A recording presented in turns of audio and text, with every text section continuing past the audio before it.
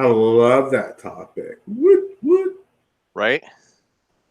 Yeah, because yeah. Hey. What do you know? We're gonna have some people here that just can't sleep. Doesn't matter. They'll show up, and we're gonna talk tonight about How about like something. me potted plant, right? Potted plant. Something that's kind of interesting. Something that some of us have a gift for. Well, I have my whole life. It's like it's a sixth sense. Well, it's kind of clairvoyancy. Well, you know, perception. right. It's a kind of perception too. Like you can perceive, or no, it'd be your intuition more. Excuse me, more your intuition. It's like the whole time with that asshole. Like I had a knot in my stomach again. Like so I could never fully trust him. Like I knew something was off. Right, and I think that what we'll get into tonight is that for some of us that have had it in a different way. Yeah. Right, oh, yeah. Oh, perfect. So how about the different levels of the Mandela effect, and then we can throw. I'll be good in throwing off the troll part section in such a way that it's innocent. You know what I'm saying? I know how to do this. How about the different levelization of the Mandela effect? From beginner to advanced. Beginner to advanced levels of the Mandela effect community. Well, I don't know. I mean, I think there's more to it than just the Mandela effect. I think because because like for Mike and I, we talked. I know. I understand. Okay, how about I'm perceiving people. How about something like that? Like how about the levelization, or the different levels that pertain to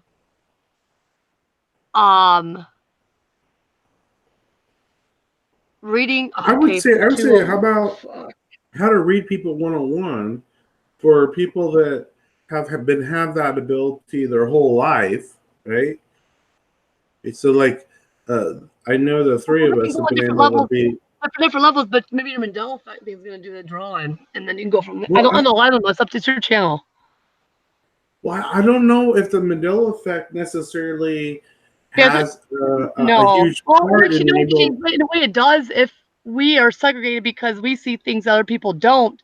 Okay, and but within the Mandela effect community, you still read people for who they are, right? So it's being able to read people for who they are, regardless whether they're in a community for the Mandela effect, whether they're in a community for against the Mandela effect, right? Perfect. In a different level. It's more about the levelization of like humanity. Yes, being able to read people. Read the person that you meet at the grocery store. Being able to read the person that that's beautiful. Right, that you meet online, communication with. Being able to read people that is a family member. Being able to read people for not what they say, not what they. Not just reading, but it's also people being in different levels than others. Well, right, but we all know, like for instance, like I know for sure, branches of society, something like that. Like your different branches of. That's so boring. That's boring title. Like just to put it this way, like Mike and I have talked a few times now, and I mean I've never met anybody other than Mike. Not to take away from what you have been able to do, Candied, and what we've talked about, but on the level of where I'm at on how to read people, I've never met anybody in my life that has made statements.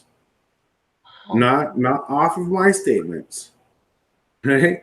That coincides where I'm at with the ability, with the same history of the timeline of when it happened, and the progression of how we handled it, and overcame the obstacles that came through that, and to where we are today. That's messed up. You two are meant to be cool and join with each other. It's like me and Honey Ann have like a little similarity there too with our dreams and stuff. So you guys are meant to be together, like meet up. That was meant to be. Mm-hmm. Right. Oh yeah. So just to give a little history. So so I've had this ability to read people, which in itself sounds, what does that mean? From a very early age, I'm talking all the way back to elementary school, of Yeah. being able to understand what people say Oh, just based look at on them and tell what they think. They like you or not. I know. what they actually mean, and progress through that to where I am today. And Mike, have you not started at that age as well? Yeah, same age, but it got fine tuned like when I was in junior high and whatnot. I guess maybe that's when your eyes get opened up to a different facet of people or something. Oh Right. wow. Well, I mean, through everything through your life, right? So Yeah, early age, then you hit puberty, then you hit marriage, or that timeline to where we are today, right? And and there was a time, right, where we didn't like it. We didn't like it. right, You didn't. It was disturbing because you saw what people were hiding, right, and then you formed an opinion, and it always became negative. And it took a while to adjust to that in the older age, to understand that, well, we all hide things, right? true. We all have our skeletons in the closet, and that doesn't mean that necessarily that person is a bad person. And to learn how to make something positive out of that and bring that to where we just don't like judge, or is a tough word, but because we really did that you did, you were just like, wow, man, that's some harsh shit you're hiding there. It's not always, right, but it's not always negative though, because sometimes it's helpful because you if someone's trying to hide their hurt that they feel inside, then you pick it up where other people don't. You know, like Okay, but right, and doesn't that lead into the fact that why it is that people always seem your whole life, that if it doesn't even matter how long you've known them, whether it's been years or minutes, they're right there, and they're at the end of telling you what they're telling you. They're like, I've never shared that with anybody before. yeah, I get that a lot. Yep, Right? Because they yep, know because we see through what they're saying. right, Right? We see past what they're saying, and we're able to communicate back with them past what the conversation is into what they're actually meaning, and it trips them out to where it doesn't really, I don't know, it trips them out, or just they feel comfortable A spiritual getting it. connection, spiritual understanding, and comfort zone. They feel comfortable with you because you're a genuine person. That would tie in right there. I remember, Candy, when I first met you. I do. I remember. I don't know if you remember this conversation when we first met in Paul Adams' channel, right? Do you Good Lord. remember that?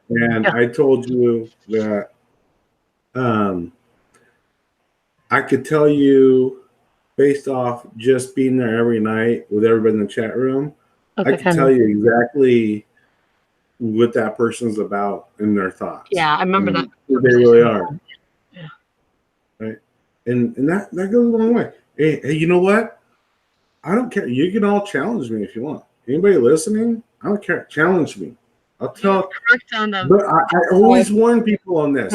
This is like the one thing when I get challenged on this is please, if you come at me to challenge, just know that I might say something you don't want people to know. So don't ask me to do it if you're ready to expose the things you don't want to expose, because then you're not understanding what I'm saying. So just be careful on that. Be careful, right? Mike, do you get what I'm saying at all on Oh, I that? get it. You don't even have to say it to me. We're like the same on the same wavelength. I feel like like I knew exactly when I was bringing up a subject, how you'd be like tying into all this other stuff. It's like if we were hanging out together, there'd be stuff to be unsaid. We just know. You just know. Right. I mean, and it doesn't even matter. Like I've come across people I've never met in my life, right, and been able to make them look at me as if, like, not as if, literally, how did you do that? And my response is always has been, I don't know. I don't know. I really don't know how. I don't know how. I just know I can. Well, kind of what Candy Cupcake did say, something that I like to touch on, though, Candy, is you were talking about the spiritual aspect of it. I think some of it is a little bit. I know there's like that physical sharpening of the skill where, like, if you by observing people. Right? Yeah, I think like some extent, Cowboy, it's just the way we were born. It attracts that kind of person to you. A lot of it is. What's that? Well, let's mirror this. What you're saying. Let's flip this around. Have you noticed when you're around certain individuals, it makes you uncomfortable? It makes you act a different way, and you're around, even other different people, and you can just be yourself and feel so relaxed and comfortable, and just talk the night away. Same mirror reflection there. No, Yeah, I mean, I think you just hit on something there that this is one thing that I always point out to, especially younger people, is that because society, right? I mean, even look at your when your kids are little, right? You're in the grocery store, right? It's like, what? Don't talk to strangers, right? That's the first rule, right? But all of a sudden, you're in the grocery store and a stranger says hi to your kid, and you're like at that position, like, what? Well, come on now, say hi back, right? And all of a sudden you're telling your kids something different, right? But the thing is that what most people have is like a gut feeling, right? Everybody knows their gut feeling, right? Like if they come across a person and they just have that sixth sense, that gut feeling, like, I just met this person, whatever, but I don't have a good feeling about it. But you know what? My best friend, my dad, my mom, my sister, my husband, my wife, whatever, they really like them, and so I'm gonna have to take that sixth sense and bury it, or not, right? You picked up on something there, right? And believe me, what you picked up on, don't ever make it seem as if it doesn't matter, because it does, Right. It Right. really does. Instinctual is part of it, isn't it? Completely. Right? Yeah. Completely, right? And everybody a little touch of clairvoyance there. Clairvoyancy. Not so much that, but trying to think the entitlement for, like, your particular gift, but it does tie in with that spiritual gift there of being clairvoyant. I think there's like a segregated name for that particular characteristic or feature that you. I wouldn't say it's clairvoyance, though. I guess you could use it if someone had that Well, ability. I'm just giving a generalized context. I don't know the specific name offhand, but I know that there has to be one. I'm just trying to, like, trying to put a label on it. Yeah, exactly. Yeah. I hear you. Well, let's put it this way: how many times have you met someone in your life and you try to overlook a situation for whatever reason, right?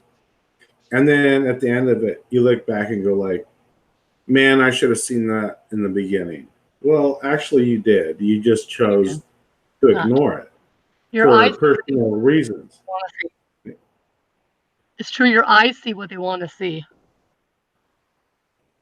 Your eyes see what they want to see, as in you allow what's before you. Therium just said it right there. Gut feeling is usually the best instinct.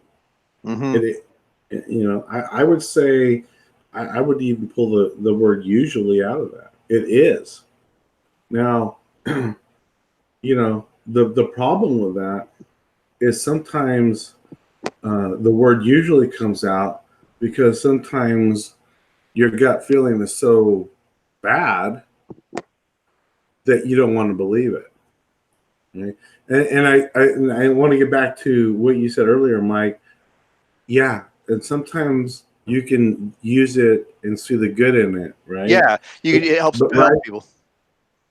yeah, you can help people, but even off of that, to help the person, what you see is a negative, in order to help that person, right? Nobody hides the Not good stuff, always though. Like sometimes right? what I'll notice is like I'll see good in somebody that nobody else sees. You know what I'm saying? Because it's Yeah. like No, absolutely. I have to filter that one. like You where want to try Absolutely. so hard. I mean, I could even give you an example of that. You want to Absolutely. see the good in Completely people. You agree. try so hard to see the good in people. All the freaking time. What? You know that one, cowboy.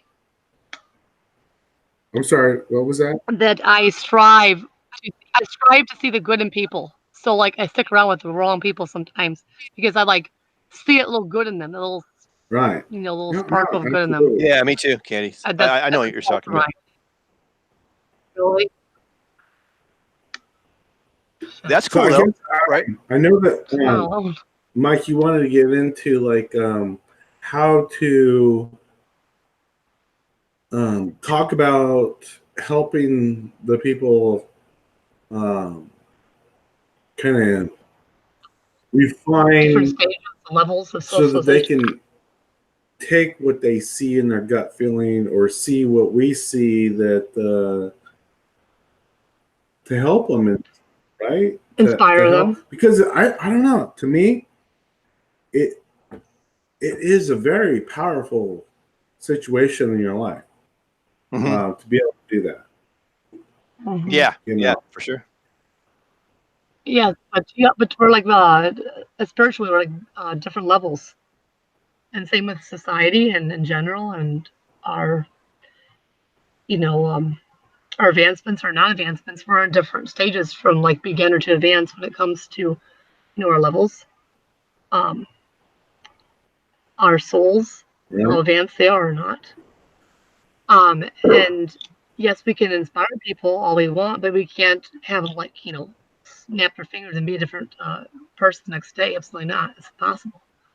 Uh, Physics wise, it'd be impossible not to I don't know. So maybe manifest we should start with let's say Mike.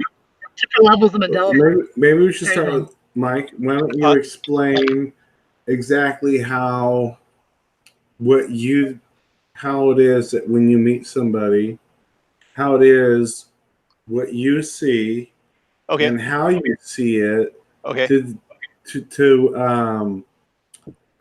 be able to read somebody in the steps that and believe me, these steps that we're going to talk about, these aren't manifested steps. These aren't things that we think about. These things are what happen naturally.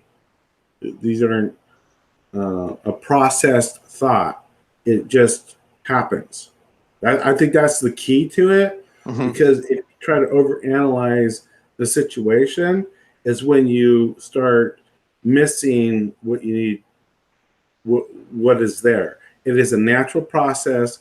It's that natural when you first meet somebody, especially, and the words or even people the words, the tone, the body language, things that you pick up on that you don't necessarily sit there and go, I'm going to do step A, B, C, and D to learn. They come naturally, right? Hmm. But through those things, maybe other people can learn how to pick up on that. I would think that I think all of us have that natural ability that maybe we haven't tapped into or decided not to look into. But so anyway, Mike, how do you like when you first meet somebody? How do you pick up on their who they are really compared to who they are portraying to you or not portraying to you? Well, first of all, um, before I'm going to answer that with a little bit of a question first. But like let's take you for example, Cowboy, is you have a very like physical presence, like a very like masculine demeanor, right? So that's just a good thing. You have this you're like you're like your idea of of yourself as a cowboy. It's a very masculine, outgoing, physical kind of projection or whatever, right? But there's a part of you. This is not a bad thing, but there's a part of you that what really makes you have that ability is there's a sensitive side to yourself. That like when it comes to people who are hurting or women and their needs or Empathetic. empathy. Thank you. That part of you is sensitive, and that's where it really comes from. Because what happens is that people that are too egotistical, they look at the world through the prism of their own eyes, so that they don't even recognize that someone else exists.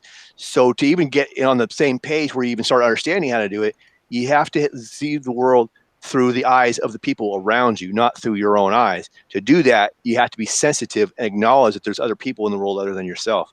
That's step one. I think is you have to. It might sound simplistic, but that's part of it. Is to realize that there's just try to think and question what's going on with the person around you. Does that make sense? Yes. No, absolutely, absolutely.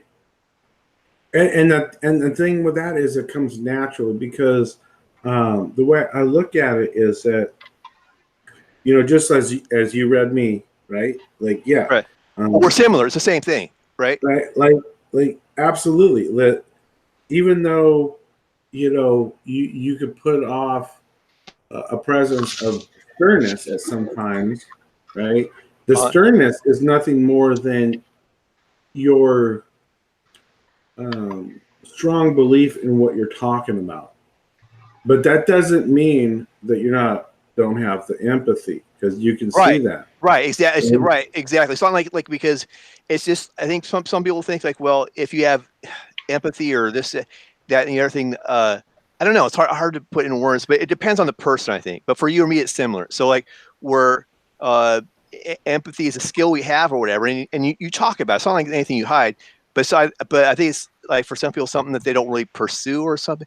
I think maybe part of what it is just in a nutshell, there were us. We were probably born in a situation where we had to recognize the people around us. It was a survival thing, right? Where if you didn't know what was going on with the people who had power over you or around you, then that could be put you in a situation which isn't positive for you. So so for some people like me or you, I would assume it's the same. It's a life or death thing, kind of. I mean, I don't make it be that dramatic, but where you have to question what's going on around you, so it forces you to have that skill. Yeah, and let me explain what empathy is for some people that might get confused on empathy. Empathy is not sympathy. Mm-hmm. Right? So sympathy is feeling sorrow for a situation, right? Caretaker.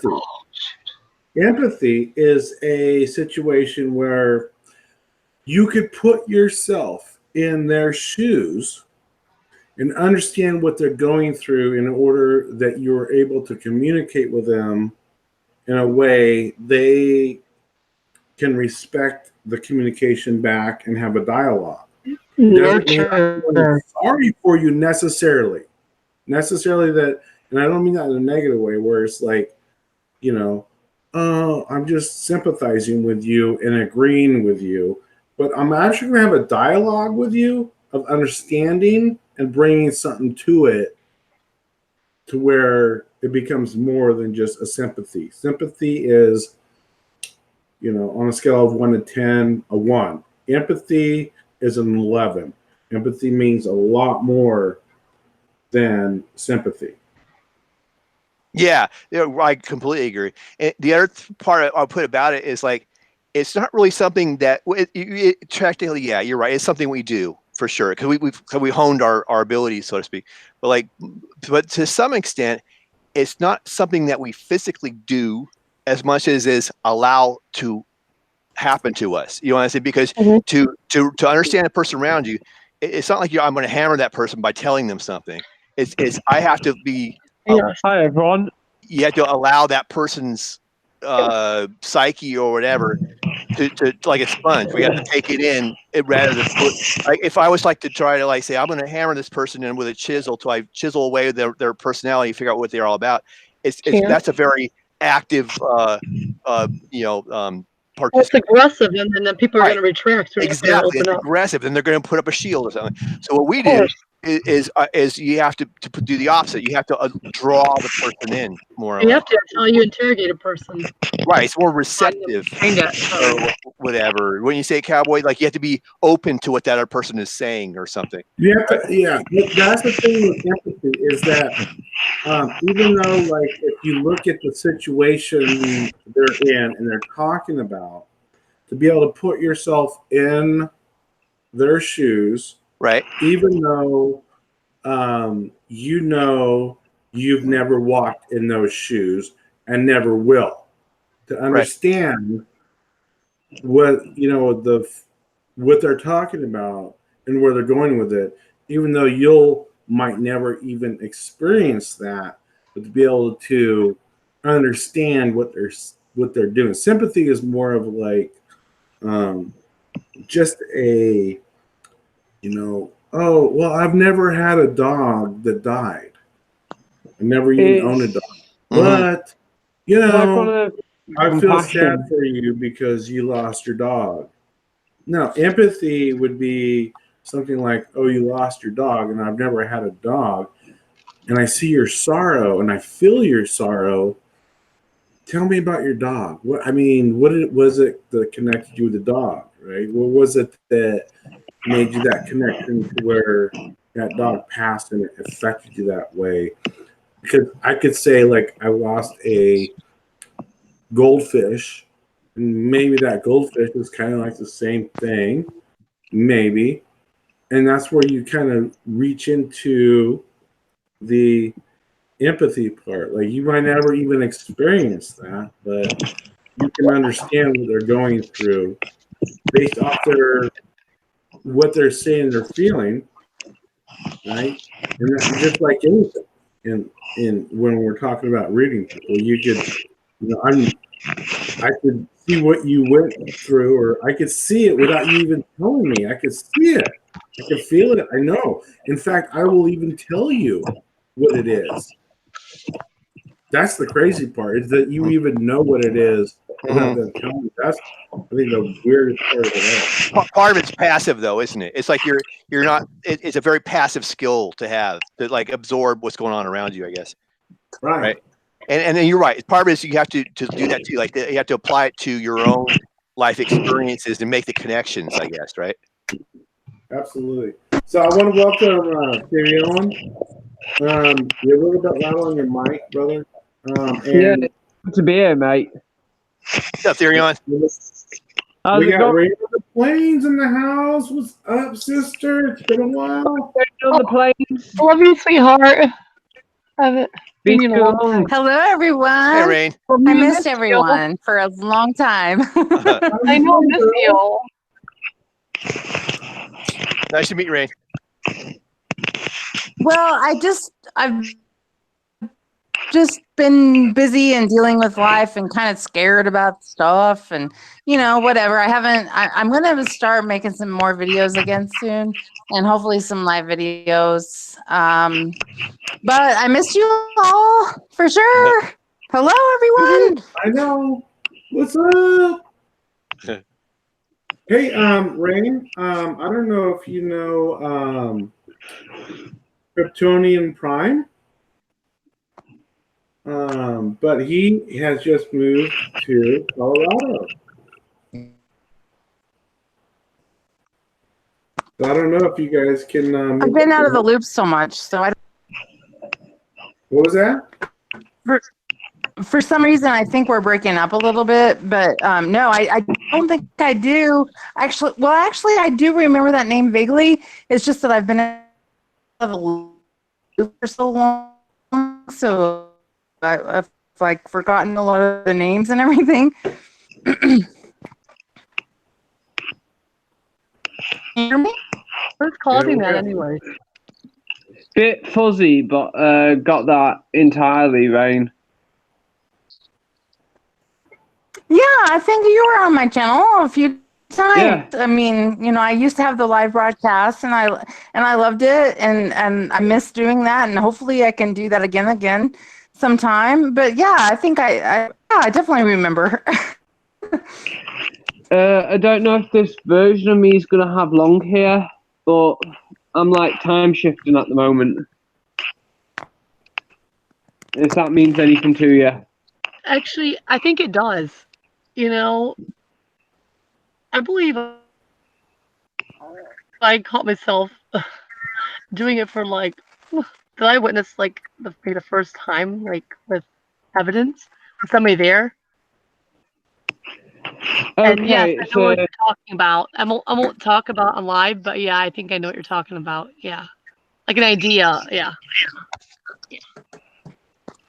Yep. Okay, I plugged my I plugged my phone into a different What you do? Did you like turn off outlet because I'm thinking your that my did you phone mute is your not. the channel? You know what I mean? Like on his channel, Oh, I haven't gone away from anything. I just haven't been on in forever. you gotta mute his channel though, honey. Like where the live stream's going, as in mute his channel section, and then they'll help.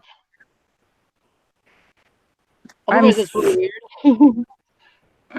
Okay, I'll I'm tell you what. sorry. I'm trying to mute anyways because I want to smoke a cigarette, and then you tell me if it goes away. Well, it's I'm going now s- anyway. I'm so sorry.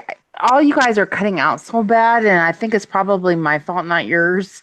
But I'm having a hard time understanding everybody. So if I Hey, Rain, try seem mixed jumping up or out. not, Try jumping out and back in.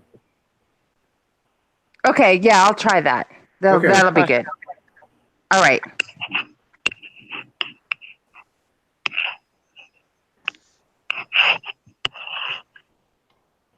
So just talking about like reading people, right? So I think one of the questions that a lot of times that come up with that is that how do you deal with when you know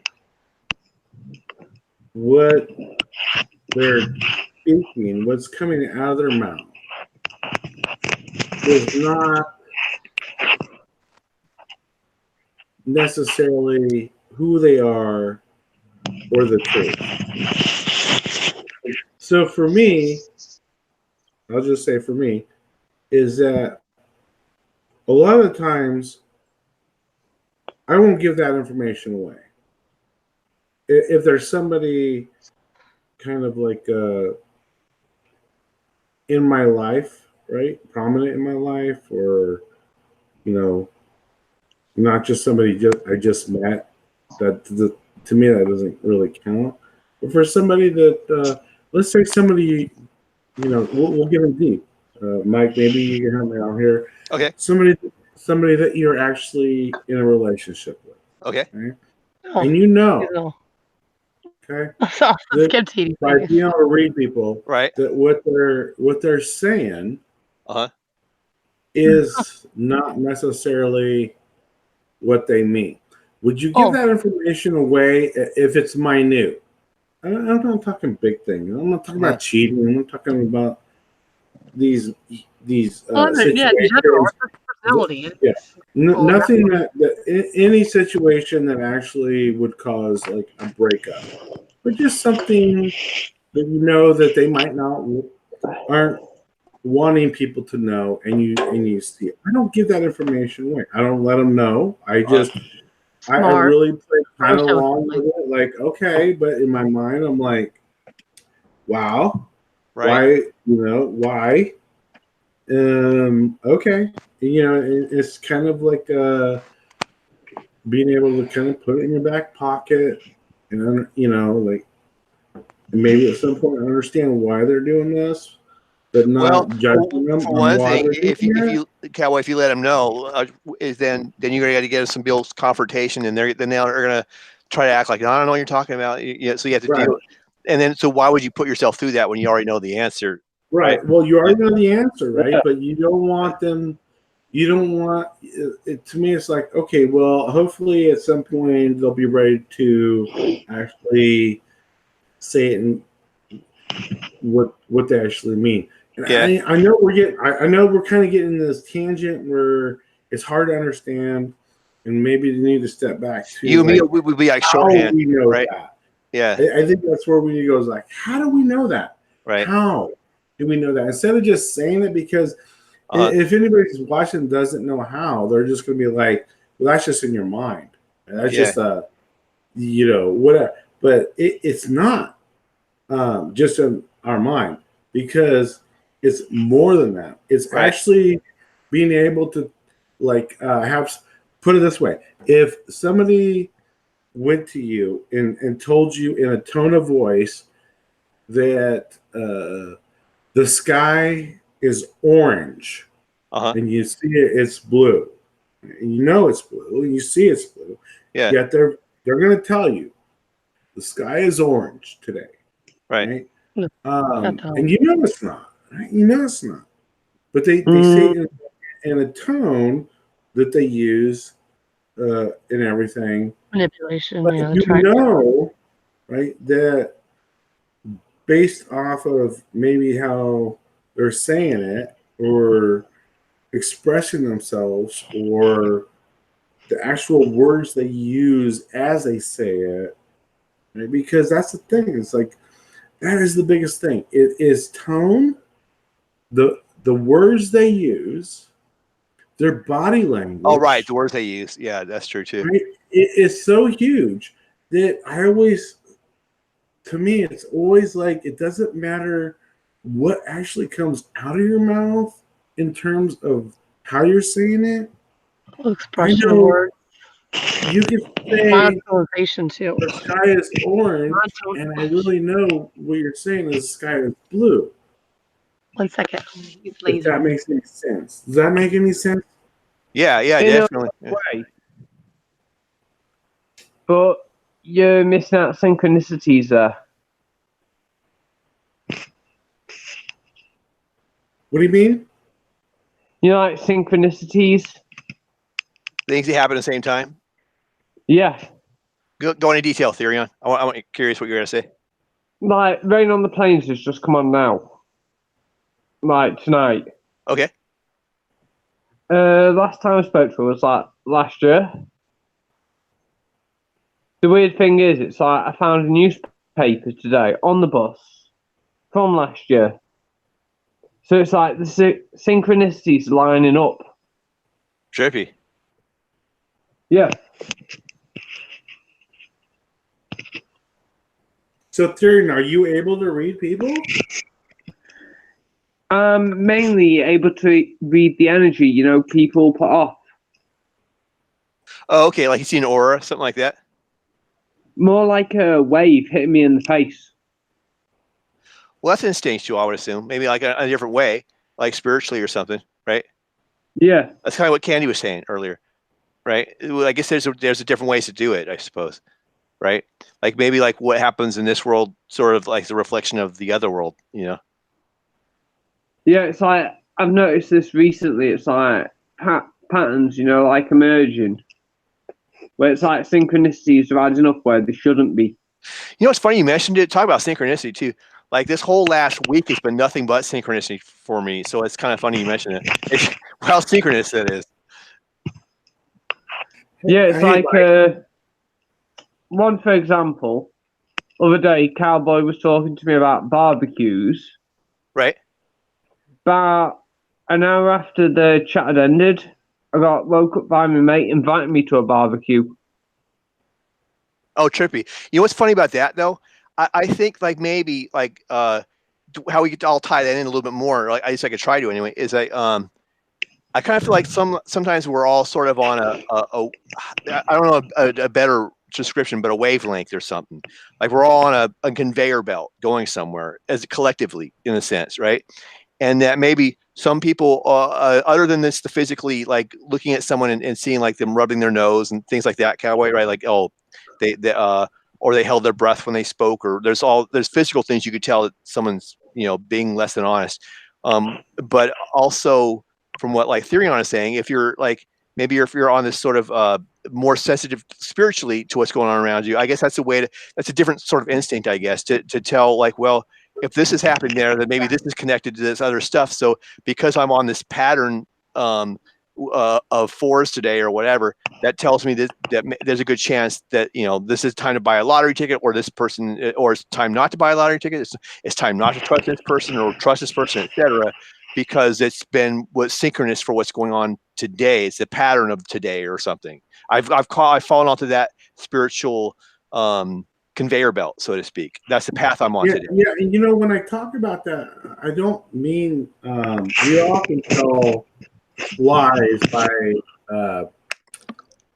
rubbing your nose, looking one way or the other. That's not what I'm talking about. That's part of it, though. That's kind of basic. What I'm talking about, kind of, is when you get into the deeper subject of where they get into where they don't want you to know, and they're things like. Okay, so let me put it this way: you meet somebody, okay, and you're talking to them, right? And they're portraying a certain type of person they want you to see. Right, they're putting on their facade or a mask or whatever. Right, and you see that. So it's not about like you lied that you stubbed your toe yesterday. Mm-hmm. What you see is when you meet this person is that much more of a deeper side of them that they wouldn't even they hide from even their closest friends and family. So it's not necessarily these lies that are just, you know, like in poker you lie about it, you know, bluff, whatever, you read people. I'm not talking about the basics. I'm talking about being able. What we're talking about here, how to read people, is much more in depth. It's being able to meet somebody, right, and be able to tell them exactly who they are as a person, exactly their personality, how they are as a person. Okay, so I guess I got to get into probably an example. Okay. All right, so I met somebody through a dating site years back. I'm going to use this one because it kind of touches on the nobody knows, right, type thing. Yeah. And we started communicating and everything. And I never, ever respond on a dating site to anybody that doesn't have pictures. Never have before. I don't do dating sites anymore. This was years back when I was on a dating site. And I felt like, wow, something took it over me. I was like, you need to respond. So I responded. And I was like, well, I don't understand why you don't have pictures. And I went into like, well, you know, when you have pictures up as a female, sometimes you get unwanted comments and so forth. And guys come at you in a different way and what she's looking for at the time, right? Okay. And I was like, you know, I don't know why. I said, well, you know, I have the ability to read people. And she went into like, kind of like, no way type thing. I don't even know why I brought it up. Like, yeah. I said, just send 3 pictures of you. Right? And from those 3 pictures, I will tell you who you are. And they weren't like, send me dirty pictures. Just three average pictures. Just, you know, pictures like that you would put up on a dating site of, you know, that you would put up on a dating site. So send 3. She's like, okay. And she did. Nothing pornographic, nothing nasty. Just 3 pictures of her. And I went into exactly who she was as a person based off of those 3 pictures. How she views herself, how she views others view herself, how she carries herself, what she's looking for in life, what she doesn't like in life. And what I got back was a comment, I've never been speechless before. And you've just pointed out things that my closest friends don't even know about me. How did you do that? I don't know. That's what I'm talking about by reading people tonight. I'm not talking about the lower end reading people based off of the easy stuff. I'm talking about being able to look at somebody in there, right? Candy, how many times I've done that for you, right? Be able to look at a picture, a couple pictures, and pictures. One thing about pictures is that they cannot hide who you are. It's a capture of you, of your soul, and it's right there. And so that's what I'm talking about. That's where I'm going kind of deep into that. That's what I'm talking about reading people, right? Perfect. I don't know. Are you? Here we can Anybody bring up following me here, or am I like off the deep end here? I might be. No, you're not. And it could tie into, remember that analogy I gave earlier about the potted plant? You know, you have like your pot, Right? you have the soil in between, and then you have like your flower. Different levelizations of the Mandela effect community, for example, or even in general, it's society. You know, different levels, variations of people. Exactly. I mean, Mike, anything that strikes you, or is it? Yeah, it must have been like something in something. It must have been in the picture. Like maybe it's like, you know what I look at it too is like well, I guess we'll just talk about the pictures. I guess like there must have been something like where they were was presenting a certain image, or like what clothes they wore, or you know, I guess that's like the picture they chose for one shows an extension of themselves. So like let's say for example, if I don't know. I'm just throwing this off the top of my head, but if some of these things I think you just pick up over time. And it's like it's hard to diagnose how you know things because I think there's a part of the brain that works with it. Like for example, if I forget it's like the left or right brain, but like one of them is more like about spatial relationships. I think it's the right brain where it's more artistic and whatnot, whereas the left brain is more like things linguistically about with like interpret things through words and language and that sort of thing, symbols and all that. So if let's say for example, if you're riding in a motorcycle, you're mainly going to be using your right brain because the left brain simply can't take in all that information linguistically. You can't say I'm driving at 60 miles an hour, there goes a bug, and now there's 5,000 blades of glass, and you know here's a car going. You know, your brain can't take in all that information linguistically, so it has to process everything more through the right brain. And I think to some extent, you know, maybe it goes to like how people retain dreams and how some dreams become like a bigger part of your psyche later on. It's like it becomes like embedded in your symbolism, how you interpret the world.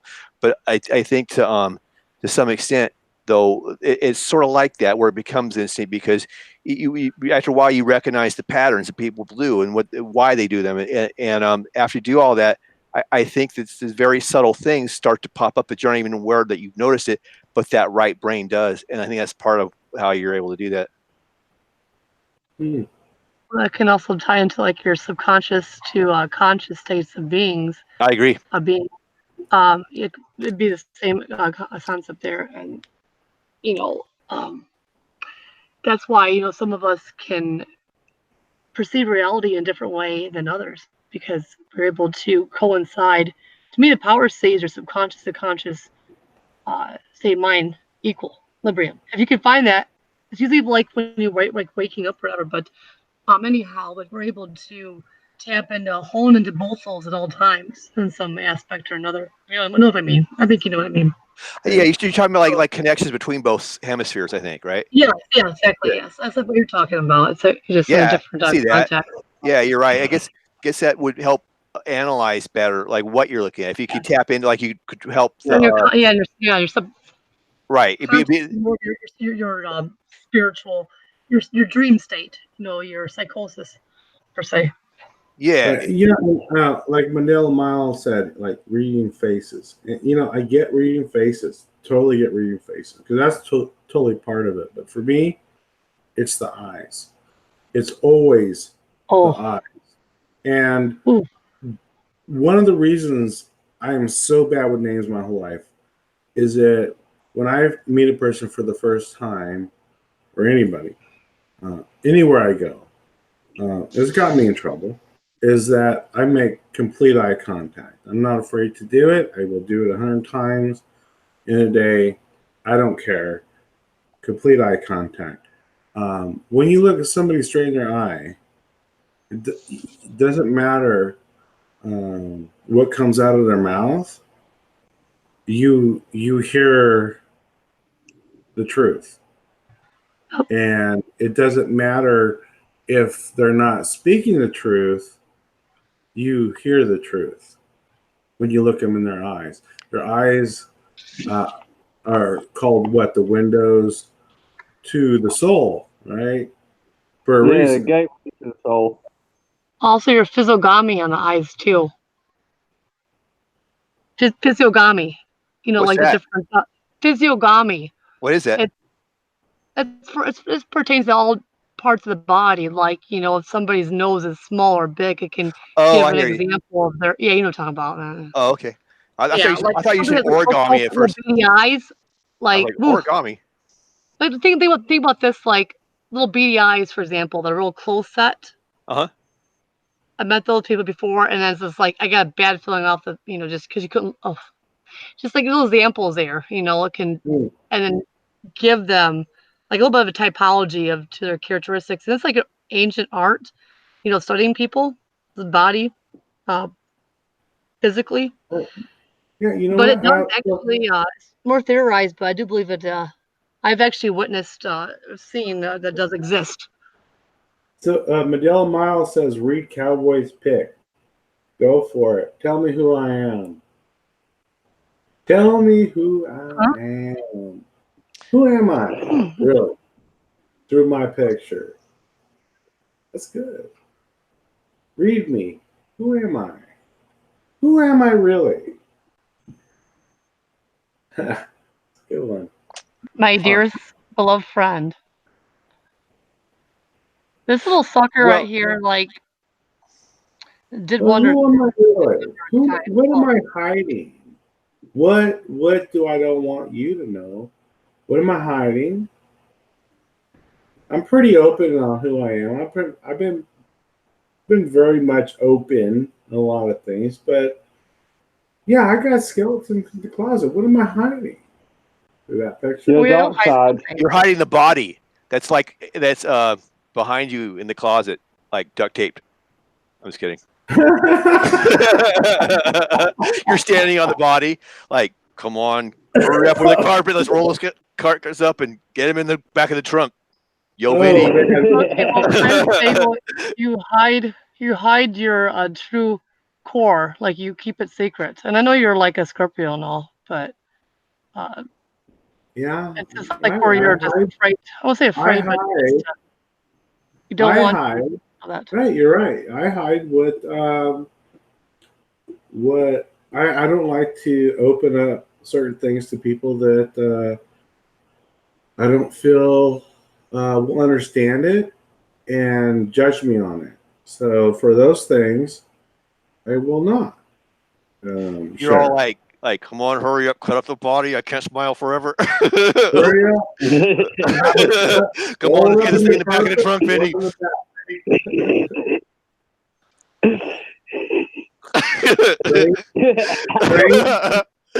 Hey, Rain, are you able to read people like that?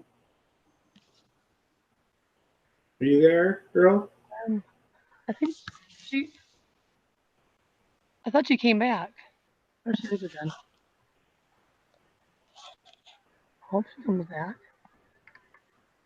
Mandela Mile, yeah. Throw it out there. Brother, you want to read me? Go ahead. I'd love for you to read me off based off my picture, and I'll tell you right now, I'll be 100% honest with you if you hit it or not. If you hit it, absolutely will I not only be impressed, but I certainly would not deny it because that's what this show's about. So if you're wrong, yeah, I will. I will. Well, you look uncomfortable in the picture. I don't know what all it reads Yeah, about. no, I am. I'm completely uncomfortable because I had to take a picture for work that was going to be brought, on my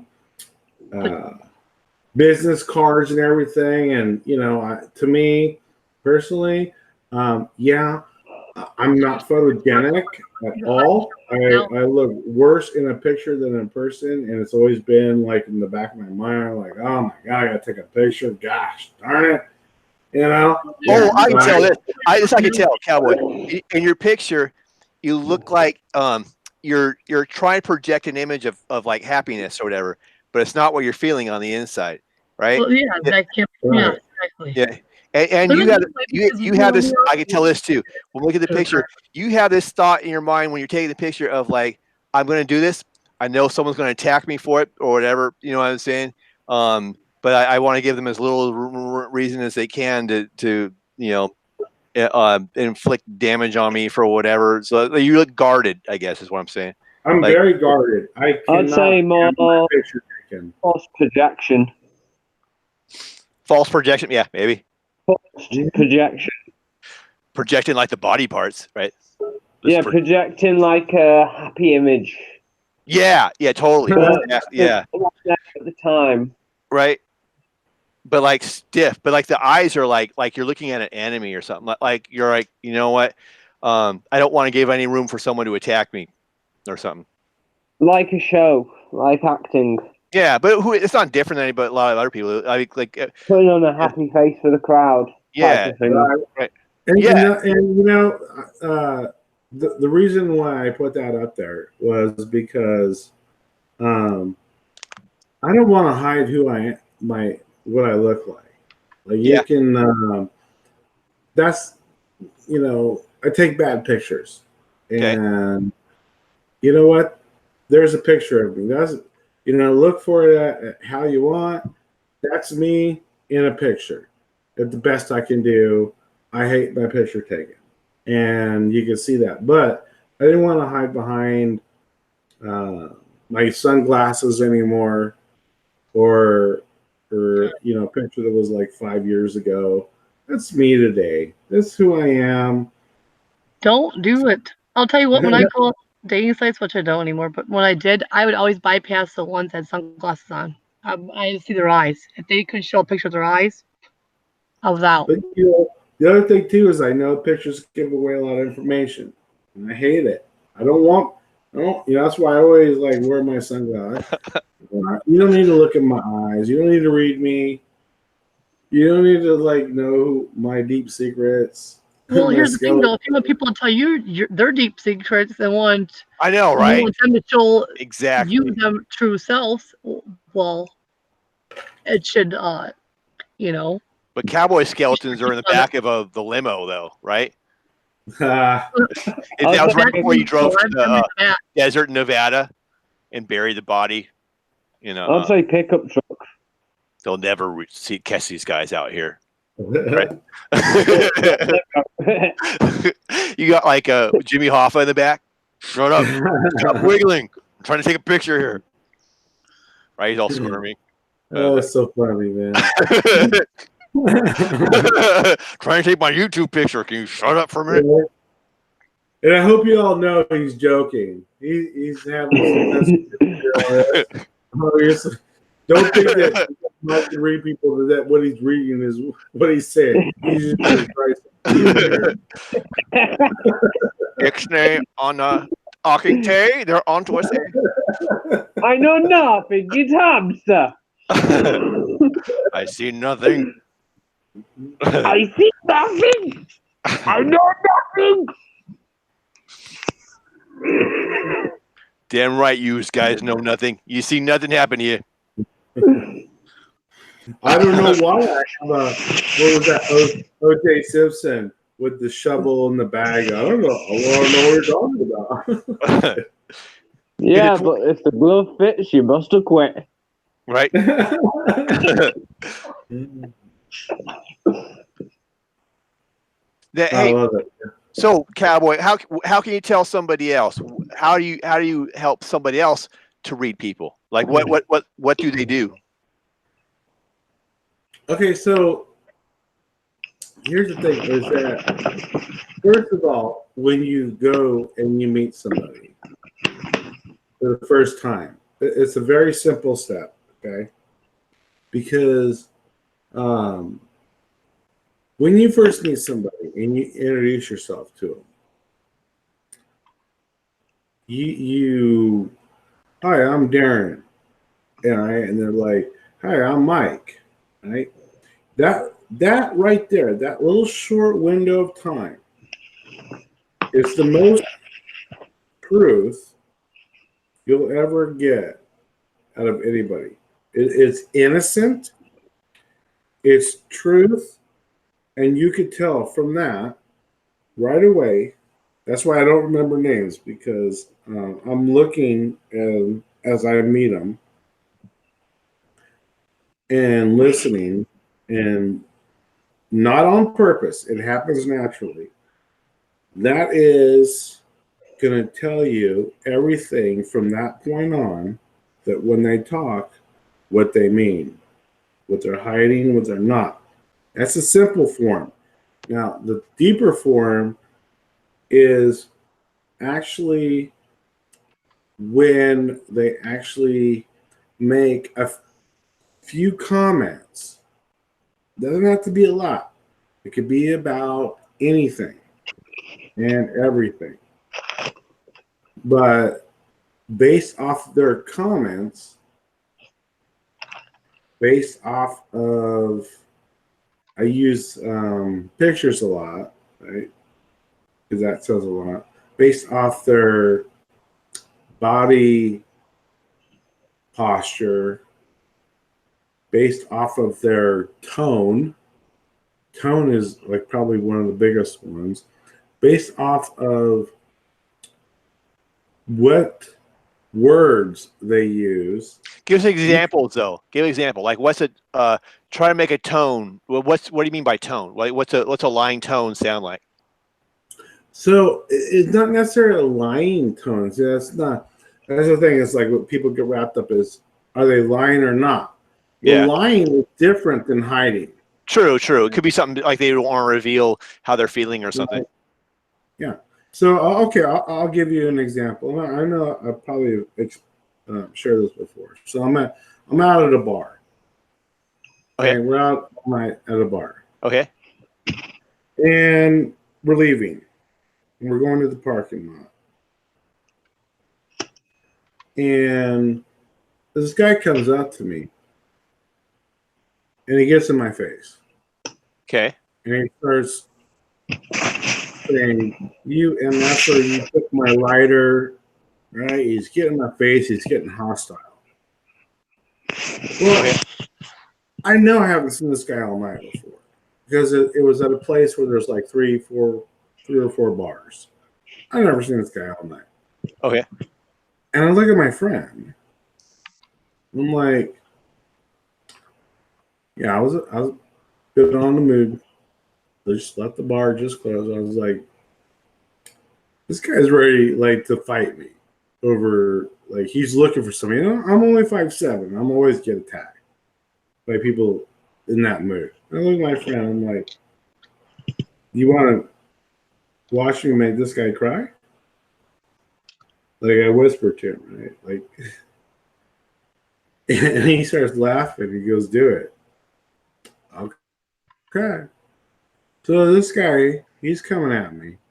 He stole my lighter. Give me back my fucking lighter. He's like literally like inches from my face now, yelling at me. And I'm looking him in the eyes. And I could see that he has pain in his life that he wants to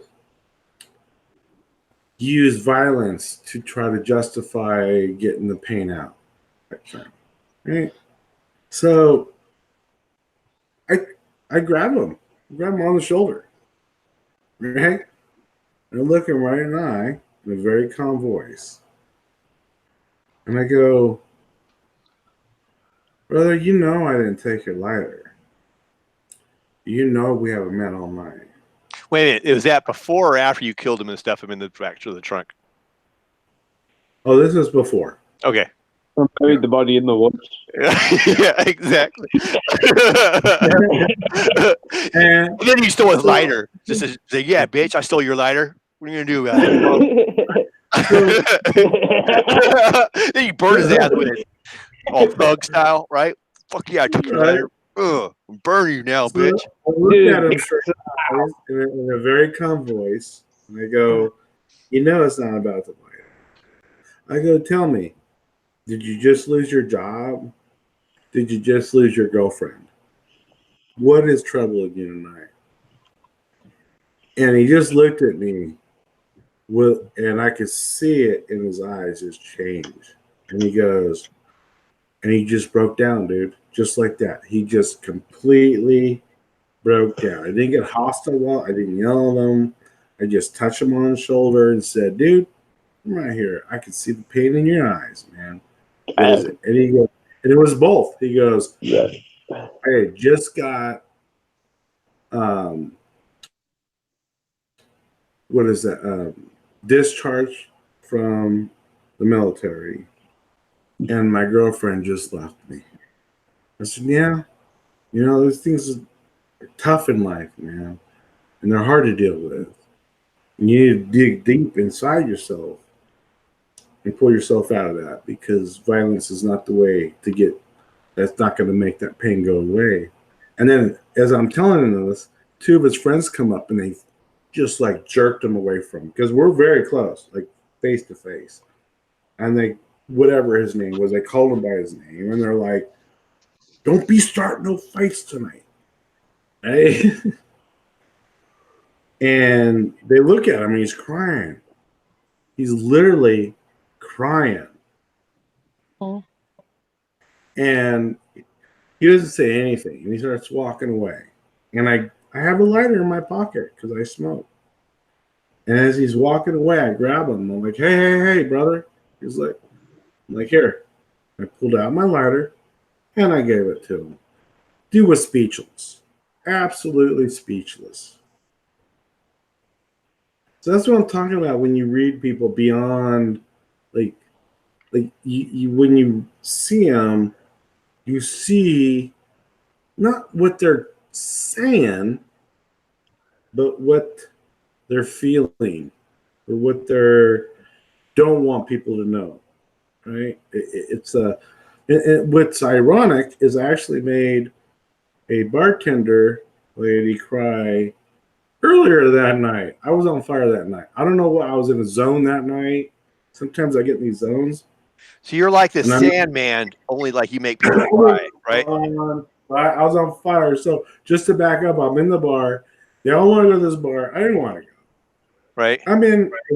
So I just wore a sweatshirt and shorts. Everybody's all dressed up. Like, I don't even feel like going. Whatever. I was sitting outside, and I'm in the back having a smoke and drinks. And my friends are sitting next to me. They're coming and going, whatever. And I'm watching this lady work the room, selling the purple Hooter shots and the tubes. Right.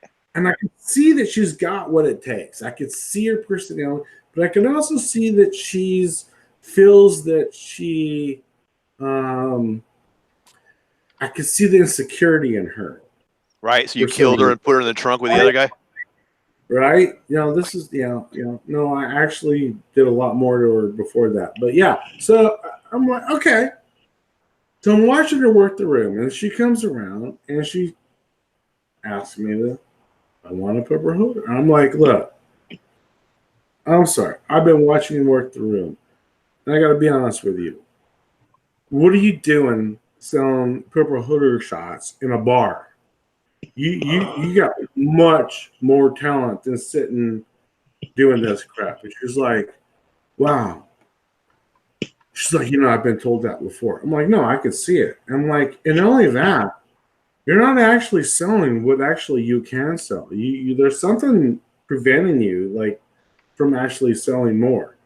She's like, what do you mean? I'm like, well, you're trying to sell it, but you're not really behind it. You're not actually doing the skills that you actually have.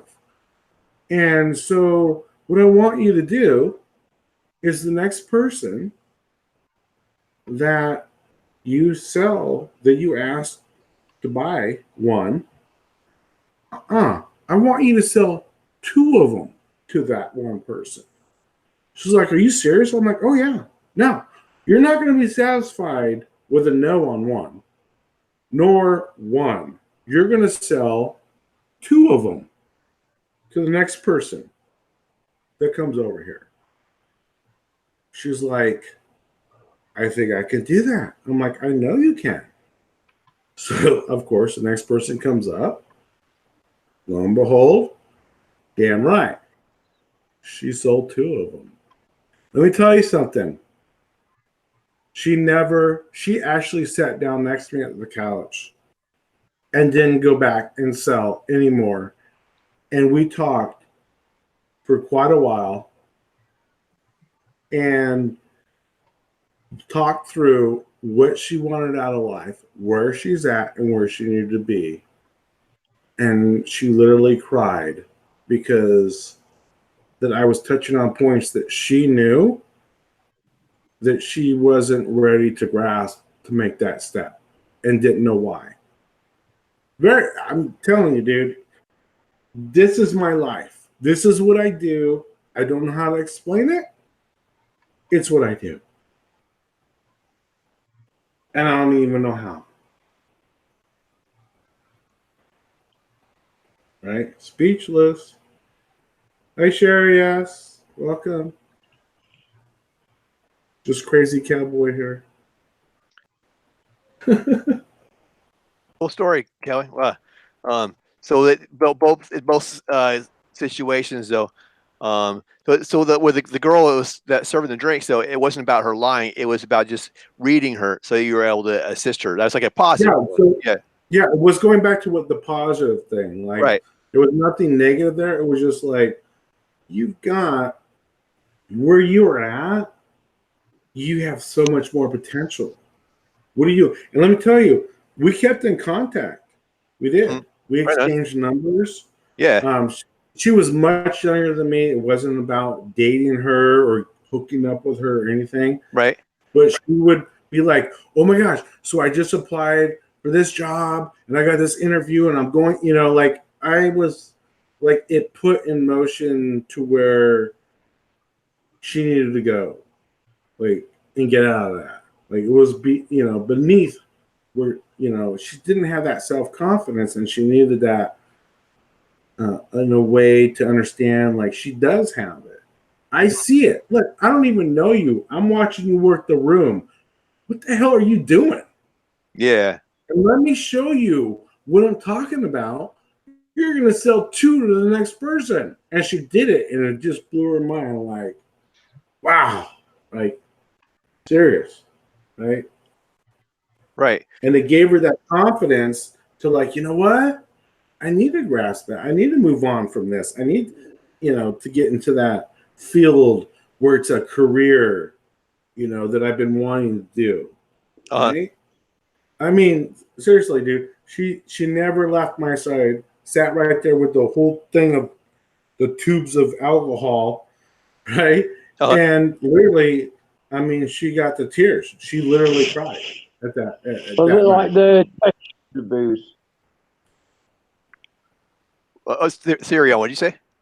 Was it like the test tubes of booze? Like where you get a shot in a test tube. Yeah, and the young containers. Yeah. Yeah, where they No. walk around and sell them, to people. Like, you want a shot for $2, take a Yeah, shot. the amount of people I've like met where they're like doing them and like they're wasting their lives doing that, and like they've had the opportunities to do so much more. Cool. Right, and what I saw as I watched her walk around the room, because I mean, we've all been there, and we've seen them do that, right? And it's like it never came across my mind with any other ones that were like, "What are you doing?" And like, "Why are you doing that?" But I was watching her work the room. I was watching, and I was like, "What is she doing? She what is she doing that for?" I just like read it like, "No, no, no, no, no, no." Right? And everything I was telling her, she was like tripping because like I'm not the only person that told her that. Like you know what I mean? It was like something that I saw that other people have seen or told her that, but I've never even met her before. These are people in her own life that she's known telling her this. I've never met her before. The only time I ever met her. It was that, I'm watching this and I'm going, well, what is she doing? I was just in a zone and I get in these zones. Sometimes I get in these zones. It's like, whoa, it blows my mind. Believe me. I mean, does anybody else have that? Am I the only one? I hope not. Well, I got something to add to that though. Like, when it comes to like in both of those examples, you're able to like kind of read the person. And the what I think about that kind of is like, I think most people are motivated by like the same things. They all want to procreate. They want safety. They want to be loved. There's a few 4 or 5 basic things people want really, and just about everything they do from there is it's how they've learned to try to acquire those things. And if they don't do something that's direct, that means something happened to them that caused them to act that way. Like for example, I guess in both these cases, like for example, the woman selling drinks. Um, there was something about that had happened to her that caused her to not want to go after a more lucrative income or et cetera. So that means that something happened into her life that stopped that natural instinct from flowing through, right? So, or like the the guy that was drunk or whatever, uh, there was something that about him that made him avoid dealing with his issues or whatever. So that's the way he found to deal with it. So I think that like most people, if you can kind of pinpoint what's going on with somebody because of what they're not, it's like a diagnostic or something, like what they're not going for. Like if, for example, if you put like, for example, put 12, 20 people, whatever, in a room and put a $20 bill on the floor, $100 bill or whatever it takes, then some people will try to find out who it belongs to. Some people will try to take it, or et cetera, or whatever that they do. You could kind of sometimes predict what caused them to get to that point from how they react to the situation. So that helps. I think is to realize that most people are motivated by the same things, and then from there you can kind of tell. Like it's hard to put all in the words, but like I think. Once you can kind of once you fine tune like what makes someone do what they do, people are like kind of like Legos or something, or like they all have the same pieces, but what pattern they're in might be a little bit different. But and they fit into stereotypes, kind of some people are directors where they want to control everything. They have this need to be in control of everything, where some people are they're feelers. They feel everything around them. It's kind of what we do a little bit, but and then not everybody is strictly one thing or another. But so I guess once you figure out what the category that person fits into, then the other thing is that people are like they're creatures of habit. So like some people, like they do the same thing repetitively every day. Like it's in the morning. My rituals. I grab my coffee. I then I read the paper, or maybe I skip that. I do jumping jacks for 50 minutes or whatever it is. And and they'll go to the same places in the same time. So so you can kind of tell what someone does from the patterns of what they do is what they're so once you see the pattern, then it's just merely a matter of predicting when that pattern is going to reoccur to find out what they did. And if they avoided that pattern, then that's a telltale sign too. Like usually when they for example every day when Bob comes into the chat, he always tells a joke, or he tells what his day happened, or he always says hello to Fred or Mary or whoever it is. And when they do something that's outside of that pattern, then that's a good one example of how to read somebody. That way you go, okay, well, what's wrong with Fred or Betty or Mary or whoever it is? They're not doing what they usually do. And I guess you could fine tune it from there, but that's like a kind of shorthand for what happens. Well, I get what you're saying. That's not how it comes to me though. It's not a pre-thought or a conscious thought. For instance, if I go back to the girl that I met that sent me 3 pictures, right? Yeah, right, okay. right. And I was able to tell her exactly how she felt about herself. Well, let's figure out let's figure out how you did that though. See, like, I think it's all the same thing. It's just that I could be mistaken, but that a lot of it you do it for so long it becomes like subconscious or something. Like it's hard to analyze, what it is exactly you did. So if you go backwards, what's the first thing you noticed about this person, which if you can remember, which might not be possible, but like how you came to the conclusion that there was something about that particular person that led them to be less than what they could be? The one that was selling the purple hitters. Yeah, what was it that triggered you about her? Or if you don't remember, which is highly possible. So if I go back and think about it, what I noticed was because she was. Let me point this out. She wasn't the only one selling the shots. Okay. Okay. There were several of them. Okay.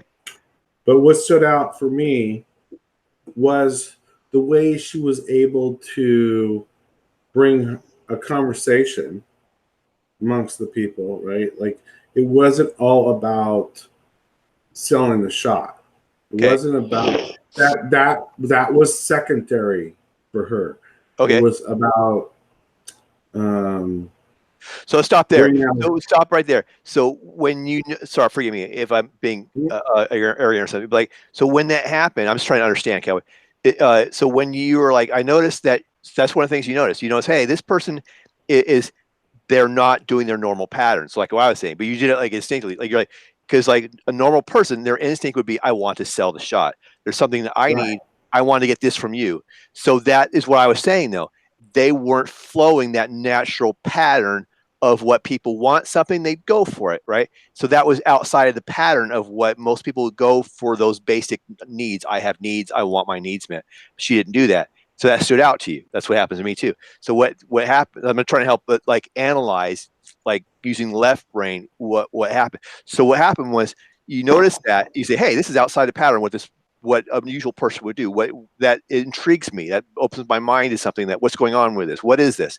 And then so that made you think that she thinks about. I would assume what you're alluding to is that makes me think this person is sensitive to the people around them, kind of like I am, but in a different way, which I find intriguing. I find that as be a positive aspect of humanity that brings out a side of me that wants to help.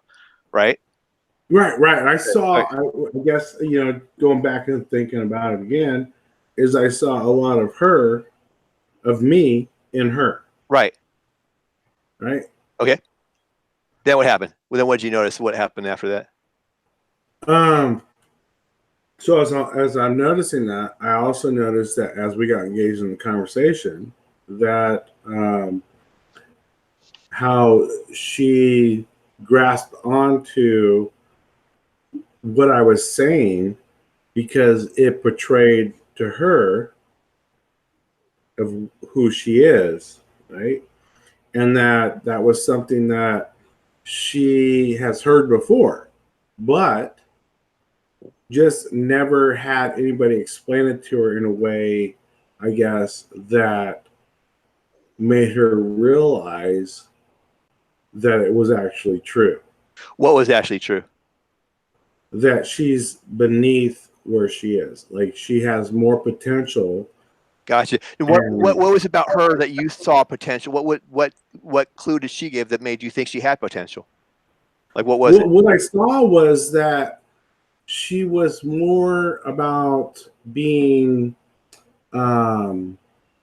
involved with the people that she's talking to, more so than the actual selling of the shot. That was more important to her than the actual sell. But how does that show she has potential? I don't get that part. Like what was because it what the potential that she had was being able to take that ability to sell. Oh, I see. To translate it, what you're saying is, if I allow me, what you're saying is that what I as cowboy, what I saw was that this person had a knack for making connections on a people level, and that maybe she could translate that into selling more shots. Right. People would want to buy that shot off of her based off of that. Right. Even if they didn't even want to buy the shot, but she was losing that connection between what her job was right. and who she is. Like you're losing your potential. You can outsell every single other person selling these. Right, because you make those connections. So what you assumed, if I can extrapolate, is you're like, wait a minute, maybe I'm adding too much in this, but like you're probably thinking, well, this person, they must have, there's something outside of that pattern which causes them to fail to make that connection.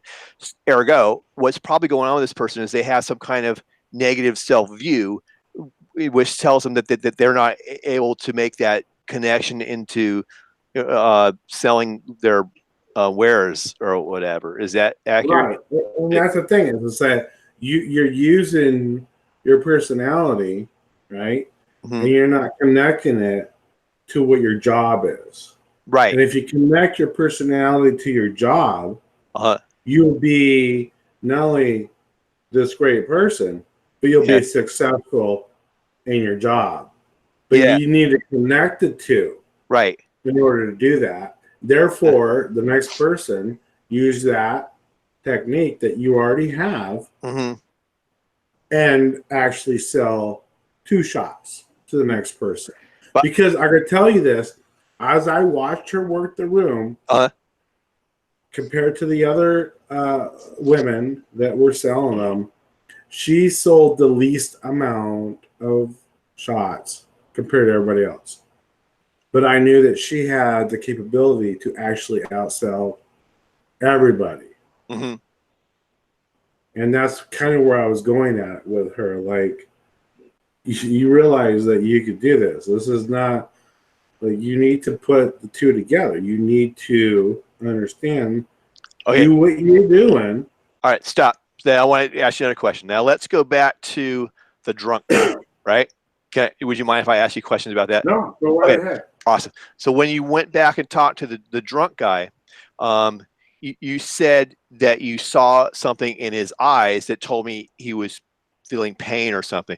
I saw pain in his eyes. Pain. How do you see that? Is like the way his eyebrows are, or how do you read somebody's pain from their eyes?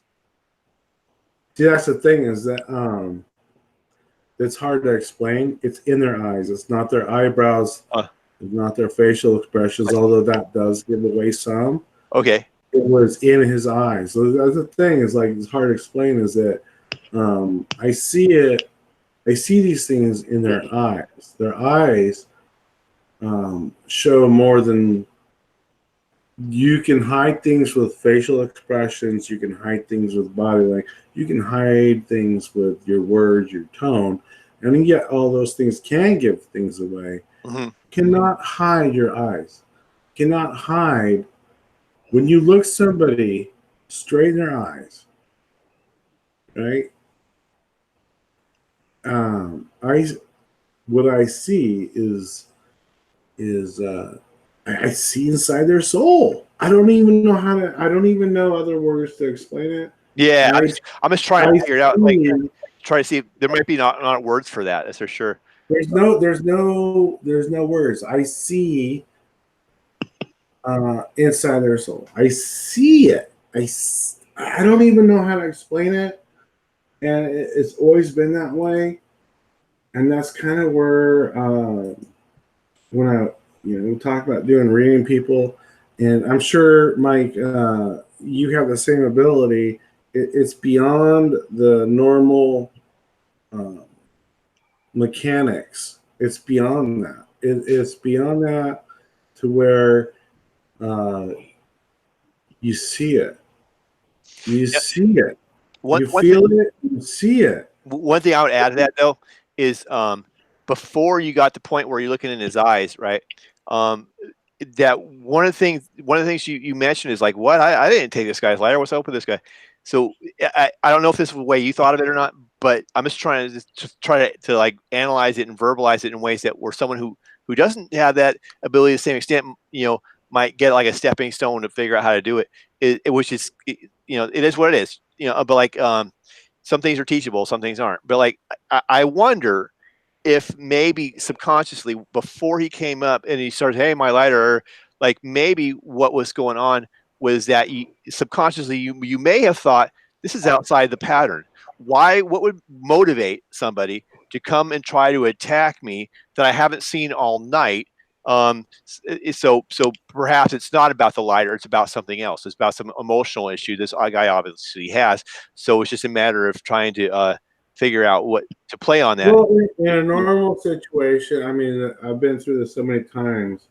I'm only 5'7", so a lot of times. You had that encounter a lot, then. Right? I've had that encounter a lot, right, where they think I'm an easy target. Same pattern. And there's different ways I've handled it in the past, but in that specific night, I felt, because I was in that zone, like, well, let's get into the real reason. Other nights, it's more of a different attitude of like, I might be short, but I will have both your eyeballs in my hands at the end of the night, and you will be down, and I will fuck you up. Yeah, it's more where you're forced into a situation where that's right. So, right. Yeah. Or that's something you have to. Sometimes something has to be resolved on that level. I get it. And you've been put in that situation a lot or whatever. So and that's the other thing too. Isn't it funny how like, because it's a little outside the subject, but like it's one thing is the physical thing. It's like because of the way your stature, you assume that kind of draws out that negative. People are always looking for someone like that who's who wants to inflict pain on somebody else like that. Is they're always looking for someone that they assume is an easy mark. Right. And so it's just one of those things.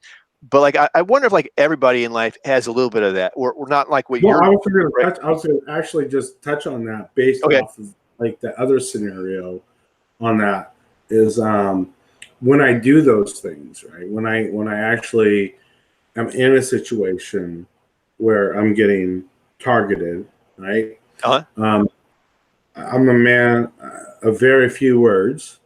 I won't do it in front of people. What I do is I wait for a time where maybe I see him go to the bathroom or something, and I know I can get this guy one-on-one, right? Yeah. And that's when I will confront him in this other scenario of like where I'm a few words, but I'm like very direct and looking straight in the eyes and like, we'll handle this right here, right now type thing. And I've never had one take me up on it because, again, like you just pointed out, does everybody have that? Yeah, they can see it in my eyes.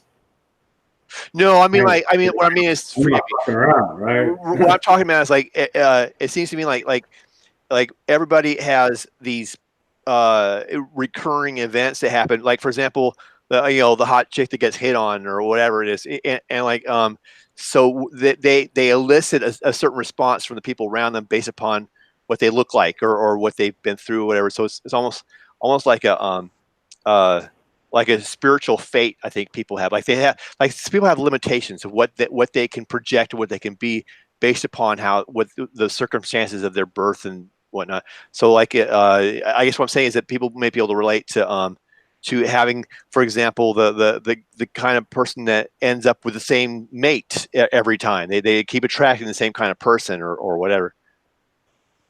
Not like your experience where whenever you go to drink in a bar, you elicit all these unwanted physical confrontations based upon whatever issues the people have that are around you.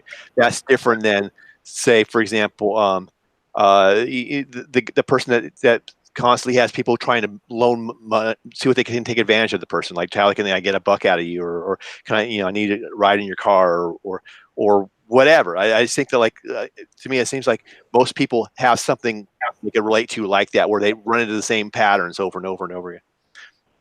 Right. Yeah. I'm laughing at Pie Man. Yeah, he's fine. He doesn't know whether he should be happy or sad. That is the key.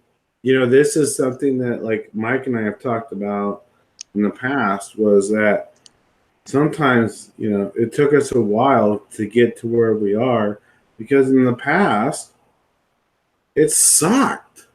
It really sucked. It sucked because when you see these things in people, what you see 95, 98% of the time, I don't know, Mike, is the bad part. Right? Yeah. And then, yep. and that is, wow, that's hard to get past. It is. It makes you negative. It makes you getting jaded or whatever. Right? And even though you see the good parts those times, you know that you realize that most people want to share the good side of themselves, right? Everybody wants to show the good sides. Right. It's the bad side that they're hiding, right? And that's the part you see, and then that's the part, if you fixate on, and hone in on, makes you go think, damn. But then you gotta realize, it took me a while to realize that we all do that, mm-hmm. and therefore, how are they any different than me? And so, therefore, I should not cast judgment on them, but maybe use that knowledge in a positive way at some point. Yep. If needed. If not, let it go. Just let it go. Let it pass. Put it in your back pocket. Whatever. And don't fixate on it, because it really has destroyed friendships in my life. It's destroyed relationships in my life. And, it's taken me years and years to get to the point where it didn't allow my friendship with people to make it a negative, because it's okay, because we all do it. I do it. Right? Yeah. It's like when you see that negativity in everybody else, at first it makes you jaded and guarded, because you're like, man, like humanity is so crummy, until you see, wow, part of me is reflected in that, right? That's what is this negativity you speak of? Negative we are. What is this negativity you speak of? Oh my God. I gotta tell you, there's nothing more I love than Yoda talk. Right. I know not this negativity. Strong with the forces one is. The forces? What? Negativity. A horse is a horse, of course. Uber. That's what I pop in and say hi. If we can take a bath. Hi. Hello. I haven't heard what y'all been talking about, so I'm in the dark. Talking about reading people. Dun. Yeah, Hyman, that's let me tell you something. Hyman hit something. Sometimes people cannot be helped. That's the hardest pill to swallow. Let me tell you something about that. I would say for people like us that are able to read people, I don't know about you. I never go into a situation where ultimately, One door is because closing and the other one's opening. that I can change the person. Change only comes through that person. Yes, we can point things out. And we can assist them. Ultimately, it's up to that person. Yeah. And if you go into, say, a relationship and think that, well, I can change this person because I have a great heart and everything. No, listen, that person That heart is just gets crushed. I know. I married Satan. I know. you cannot. You can plant seeds, you can give suggestions, but you can never, ever change a person. You can be an influence on it, you can be a part of it, but you can't do it. So ultimately, they're going to be who they are. Yeah. Right. And so if you get into a relationship, I have like a friend, a close friend, and she constantly talks about like every guy in her life that she's ever had, 3 marriages, every boyfriend she's ever had has cheated on her. And so she had this mindset is that I can never find the right guy. Well, where I went with that is like, did you ever stop to think what role did you play in a part of that to where they need to look outside the relationship? Because if you're not doing that, you're not looking within, you can't expect that string of events to change, right? Because it doesn't matter. Yeah, being cheated on is horrible. But if you're doing something that leads into that, How does one not get over that that? it's their fault, but you're creating a situation or whatever it is, you're a part of it. It takes two. But how does one heal from that? How do you come back from that? I just don't see it. Well, here's one thing. I'll tell you, honey. I'll tell you. And I'm not just talking about being cheated on. I'm talking about anything in life that goes bad. Anything, any situation in life that's devastating, that's bad, that's negative. If you cannot find something to learn from it, a positive out of that, then you'll never get out of that situation. Yeah. Today was my 31-year anniversary that my first husband died. Yep. Oh, I'm so sorry. Yeah. That's just so, Yep. so sorry. It's still sickening. It's still disgusting and sickening. But yeah. But there's you something right there. It's really hard to get over. I'm sorry. Feels like it happened yesterday. Yep. 31 years passed, but it feels like it was yesterday. Wow. Is that not crazy? Yeah. Well, I've healed a lot. Before, like, say the first 10, 15 years, every time I'd hear the ambulance go by, I would break down. But, one day at a time. I mean, I'm okay now. I'm okay. I mean, life is going on, but I still remember him on the anniversary every year, Yeah, I don't know. I'm sure a lot of people here don't know that story. Very devastating. Yeah. And sad. And my heart goes out to you. Yeah. You want me to tell it real quick? That's up to you, honey. Yeah, I'll tell it real fast. I left home at 15, got with my husband, my first husband at 16, got pregnant at 16. I was a mom at 17, married at 18, got pregnant at 18. April 9th, my son was born, my second son was born. April 13th, I turned 19 years old. April the 23rd, car fell on my husband and killed him. So it was the 23rd. Mm-hmm. Yeah, I went outside and found him in the yard with the car on top of him. Oh man. And my baby was 2 weeks old. Yeah. Yeah, I had a 20-month-old and a 2-week-old. Yeah, it was tough. Yeah. Yeah, I had my mama. You know, I had a good support system. And he died in 88, and I remarried in 1990. So, been with the same guy since then. But yeah, it was tough. I'll just give you the quick version of it. That's it. The Cliff Notes version. Yep. That's So the fact. young kids don't be hard headed and leave home at 15. Stay in school, get an education. I finished school and I have an education. You know. That's good. Yeah. Anyway, I was just popping in to say hello. I didn't want to disrupt Oh yeah. anything.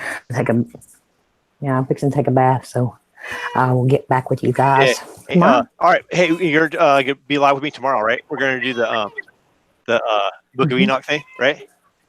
What time your time? Oh, like 7 p.m. my time. Okay, 9 my time. Yeah. 9 my time. Sound good? Okay. We'll talk in a little while bye. then. All right, be blessed, y'all. Bye-bye. Good night, honey. Bye, cowboy. Bye. Right. So, all right. So I'm not even going there. So anyway, you could see. I just want to get back to reading people because kind of what the subject is. I got something to add to that. Yeah.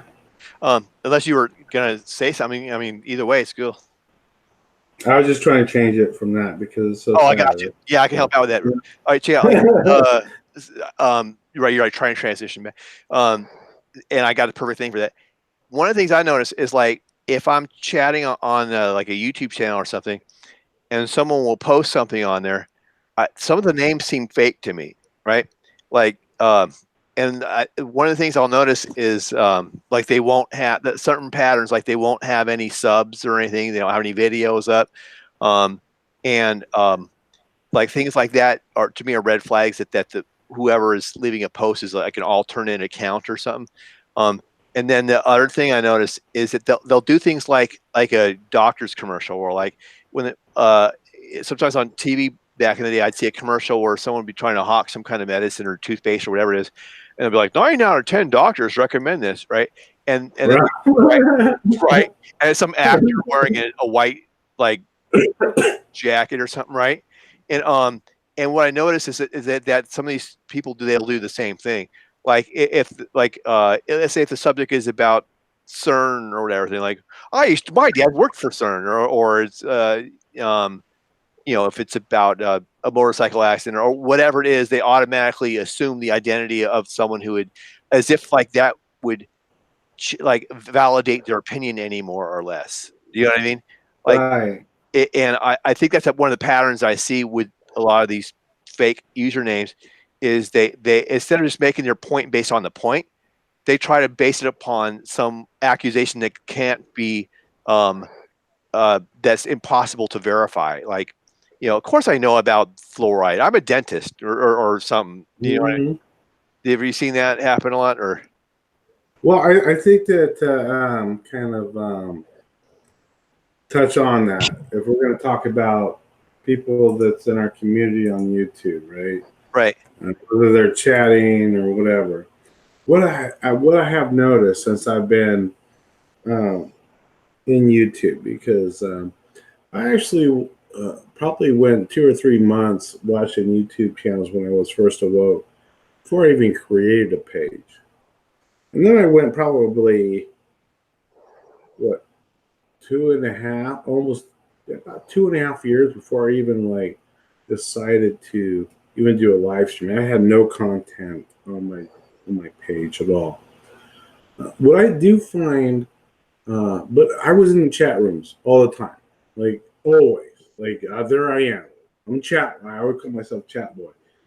What I have noticed in our community, in other communities, are these people that come in out of nowhere, and right away try to force themselves in the community, be online, have a channel, do stream right away, just all of a sudden they're just here.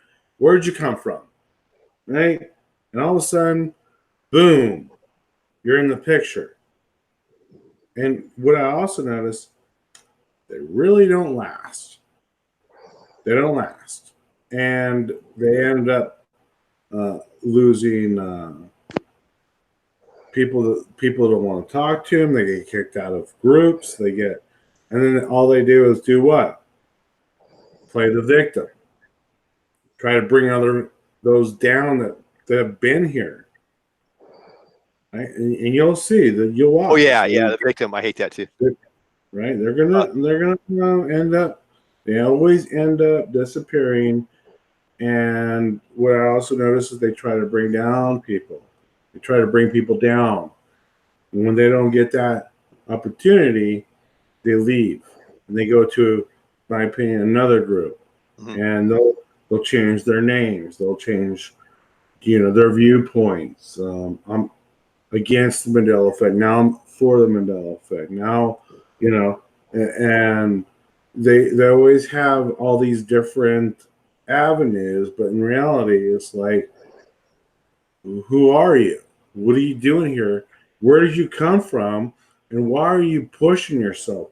You're literally throwing yourself into the mix and trying to make yourself prominent, when in actuality, for all of us that has been here over time, we all know that's not how it works.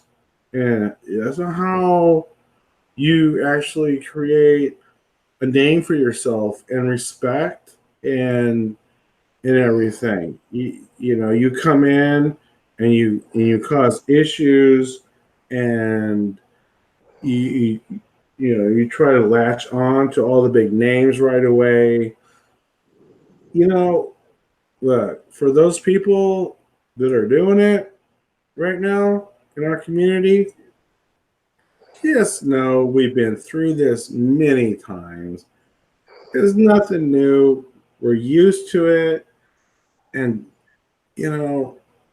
as time goes by, you will vacate, and we will still be here as always.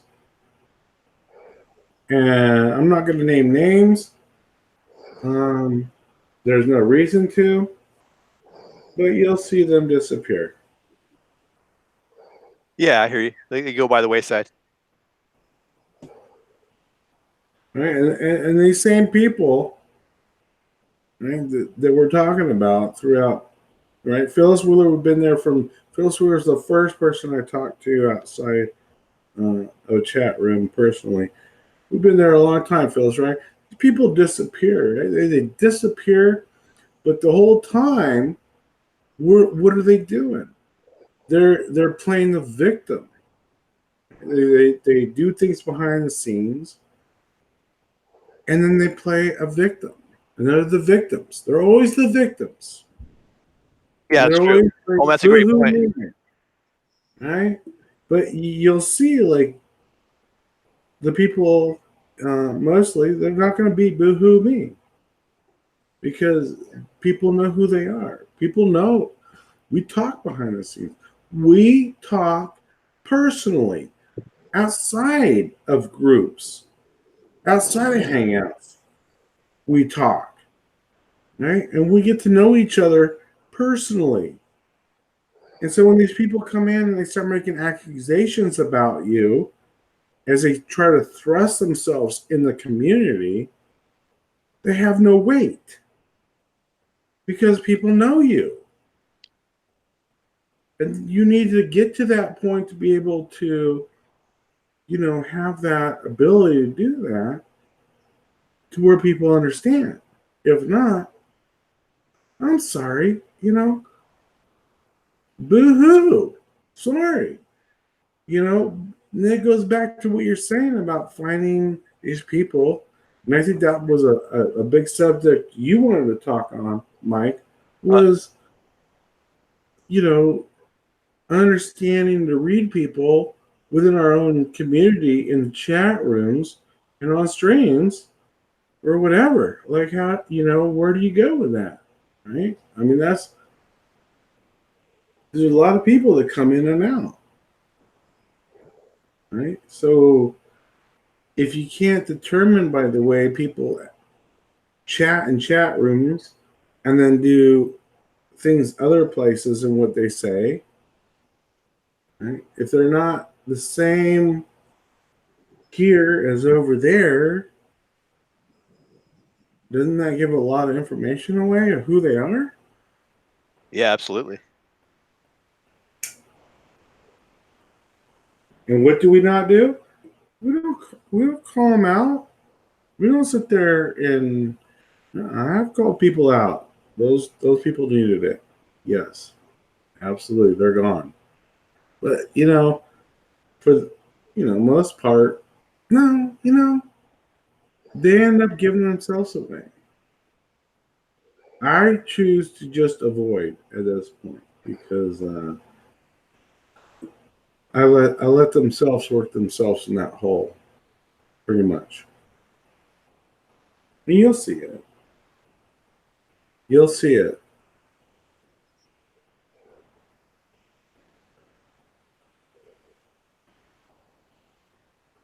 Cool. I don't know. Do you want to bring more into the subject of the chat room? I mean, I don't know if I touched on what you wanted to talk about on that or not. Yeah, definitely. I just what about like trolls and whatnot? They come in. What's your definition of a troll? Oh, I love trolls. What, I what is absolutely love trolls. what is a troll? Like exactly, like definition wise. So, my understanding of troll is like, for instance, that night that we talked about the fake um, story on the Islam attack or that happened that the news got wrong. It was like a security guard building the cone fire.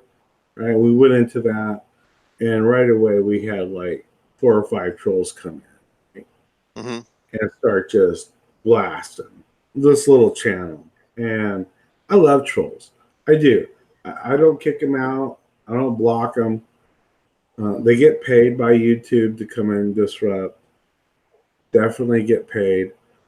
The way I look at it is why, if we're like a faith based group of people and they come in and they're doing that, obviously they don't have faith based, right? So why attack them and not show them,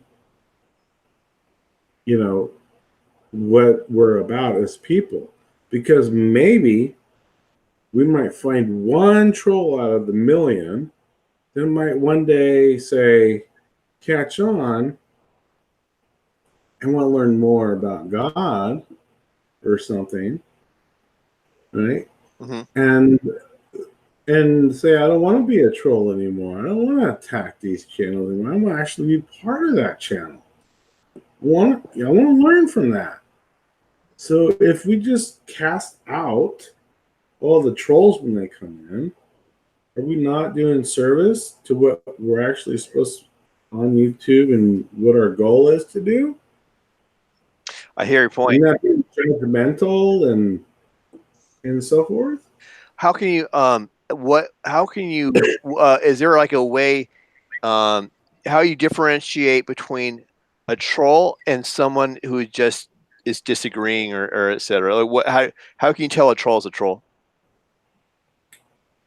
You could tell a troll by more of the way they interact with people, Okay. and they're trying to disrupt.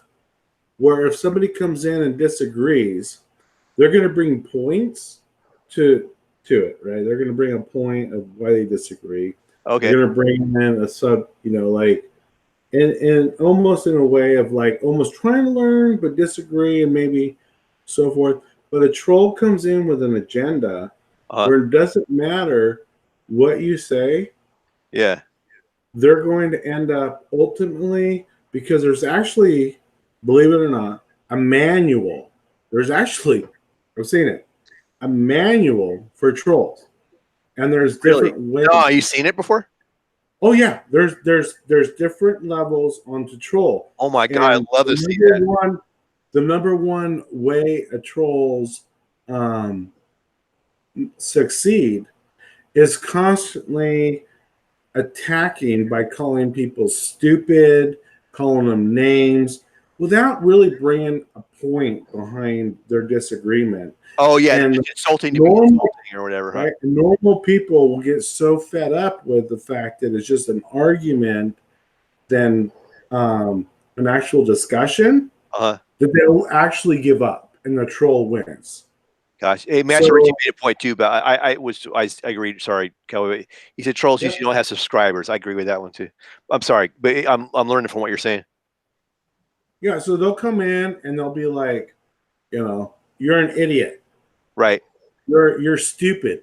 You don't, you know, and just things like that. Like, you know, and then but nothing to where they're like, well, I get that you think this, but Right. you know, here's what I think and why I think it. That would be if any of us were in a chat room where we disagreed with somebody, we would be like, wow, okay, Mike, are you all right? Seriously? Okay, that's what you think. I get what you're saying. I respect what you're saying, Mike, but this is my view on it. Right. Maybe look at this instead of going, Mike, you're an idiot. Right. Mike, you don't know what the hell you're talking about. Yeah. Those are the ones that come in, they disrupt your whole chat room, and then the people buy into it, they get distracted from your message, and all they're doing is arguing with a troll that has no content, but just calling everybody idiots. You're stupid. So when they come in mine, I will address them. Well, what do you mean? Why am I stupid? What do you mean? Well, what's your point of view? Oh, where did you go? Okay. Right. Now, I've had people invited people on that completely disagree with everything I'm saying. I don't have a problem with that. You want to come on and put your point of view out there? Hey, who's to say who's right and who's wrong all the time? Come on. You want some? You disagree? You want to? Hey, you have a subject. You got a point of view. Let's say flat Earth to round Earth. Hey, fine.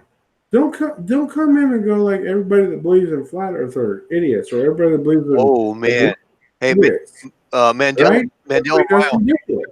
I like what Right? Mandela Miles said. He's like, you know what? AI can be like a million trolls all at the same time, and like, what's the trip about that?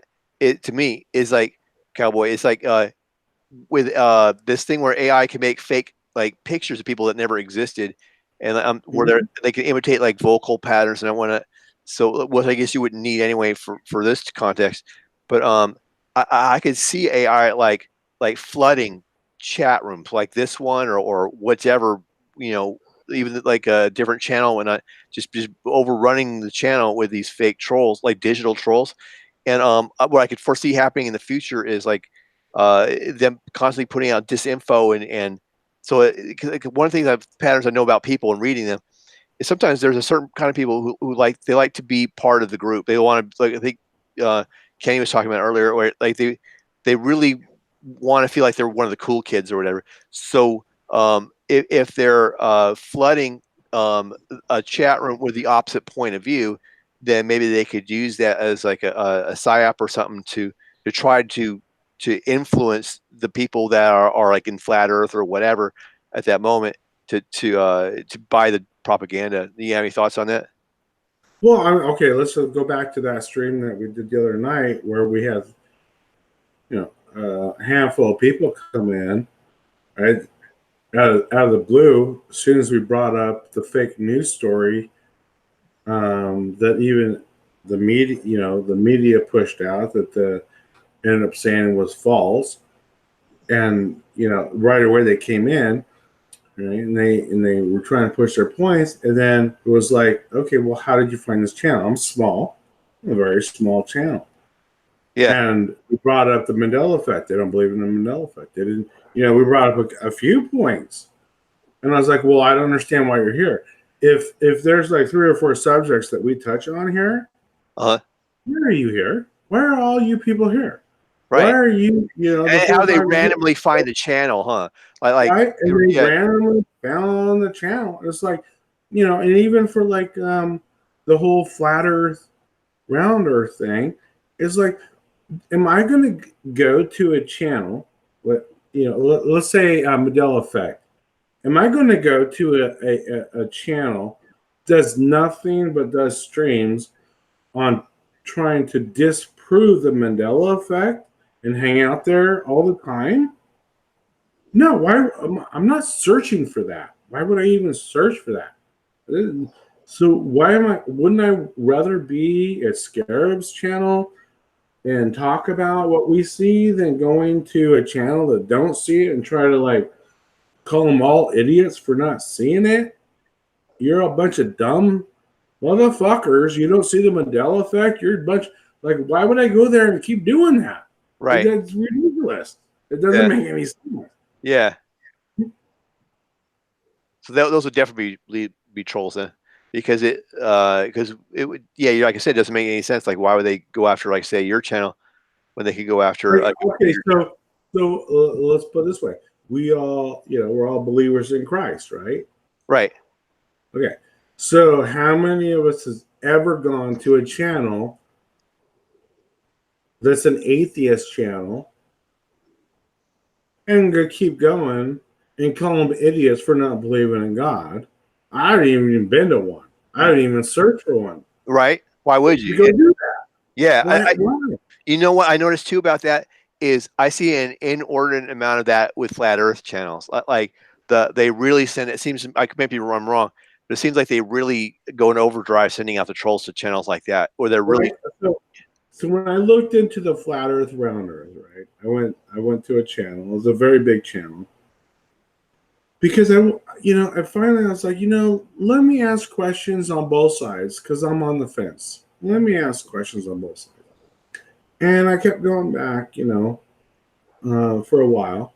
But I noticed it's the same people that were against flat Earth, right? Showed up every single time. I'm like, what? At some point, I was like, why do you keep showing up? And all you do is antagonize people, call them names. And why do you keep showing up? Like, why? Like, why would you keep doing that? What's your purpose? Mm-hmm. You're not going to get anywhere here because this is what people believe. You're not going to change their minds by calling them idiots. Right. You're a bunch of dumbasses. Uh-huh. Oh, wait a minute. He called me a dumbass. I think I'm going to change my mind. No. That's not how it works. So they're just trying to derail the conversation. Is that the purpose of it then? They're trying to disrupt, and they're in there to do nothing but disrupt and hide truth. I mean, I don't know. Pay trolls. I think that YouTube pays. Look, when we talk about paid trolls, YouTube paid trolls that come in to a chat room to disrupt. Uh-huh. That's one thing. That's lower level. I want you to know there's actually people that get paid much, much, much, much more money Uh-huh. by actually having streams and get very prominent within the community. And then once they capture a large audience, then start changing their viewpoint. And once people actually latch on to these people, they actually can change their viewpoints. Those are the ones that I've called out. Mm-hmm. Those are the ones we need to be aware of. Mm-hmm. Those are the ones that are dangerous. I hear you. So the ones that are more sophisticated, they with it, right? That they're actually out to like poison people with propaganda. Right? They're actually out there to capture an audience. Oh, I've got one for you. and pull them away from it. How about this, Cowboy? You're gonna love this one. How about here's another one. Okay, now you know how like with like the hippie movement and whatnot, like that the CIA infiltrated and like people like Jerry R. Garcia were actually agents and whatnot. What are the odds that that they haven't implanted plants within truther community channels? Like there's like a certain percentage that are just there, you know, to I don't know, monitor or take notes or something. You know what I'm saying? Like if you go to like a big channel like 500,000 or something or more, what are the odds that some of the people in there are CIA? What do you think? Is that paranoid or what?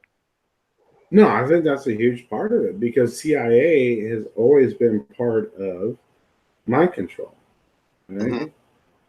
And there's a huge amount of truthers out there. Like, you know, we'll just go with like something, you know, more commonly understood, like Alex Jones. Okay. Right? I used to follow him, right? And so yeah, they'll take truthers and they'll grasp, you know, some of these truth movements, and then within that, keep feeding them lies, right? And therefore, yeah, even though you might be in this truth movement, you're going to follow this person, and within that, we'll still be able to at least corrupt you with some of our lies. That's dangerous. Because I was so I think there's like some people that like what they try to do is like to infiltrate like certain channels and whatnot. And so I had an experience with somebody like that. And I think what they try to do is maybe like pick off people one by one, or they get to know someone and act like they're, you know, they're more covert, I think, where they try to like act like they're one of the group or whatever, when their goal is to like infiltrate and then maybe turn on people to get them to stop tuning in or whatever. But I don't know. Maybe there's some other goal other than that. I don't know. I know what you're saying though about like, well, yeah, they're all about feeding misinformation and whatnot. Well, right. I mean, that's the whole point, right? It's that for the truth community, right? Is that they do that. Hey, Rain is back. Can we hear you this time, Rain?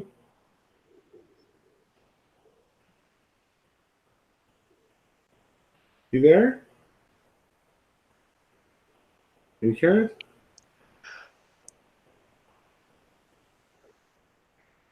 I'm sorry. Yeah, I am here. I'm just trying to get back to it. Sorry about that. That's okay. How are things going? Insane. I haven't been listening. I'm sorry. I just. Well, of course, of course. I mean, that's the nature of reality, right? Uh-oh.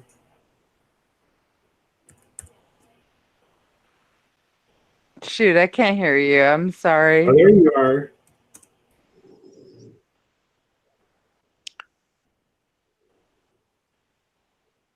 Are those wine bottles, Rain?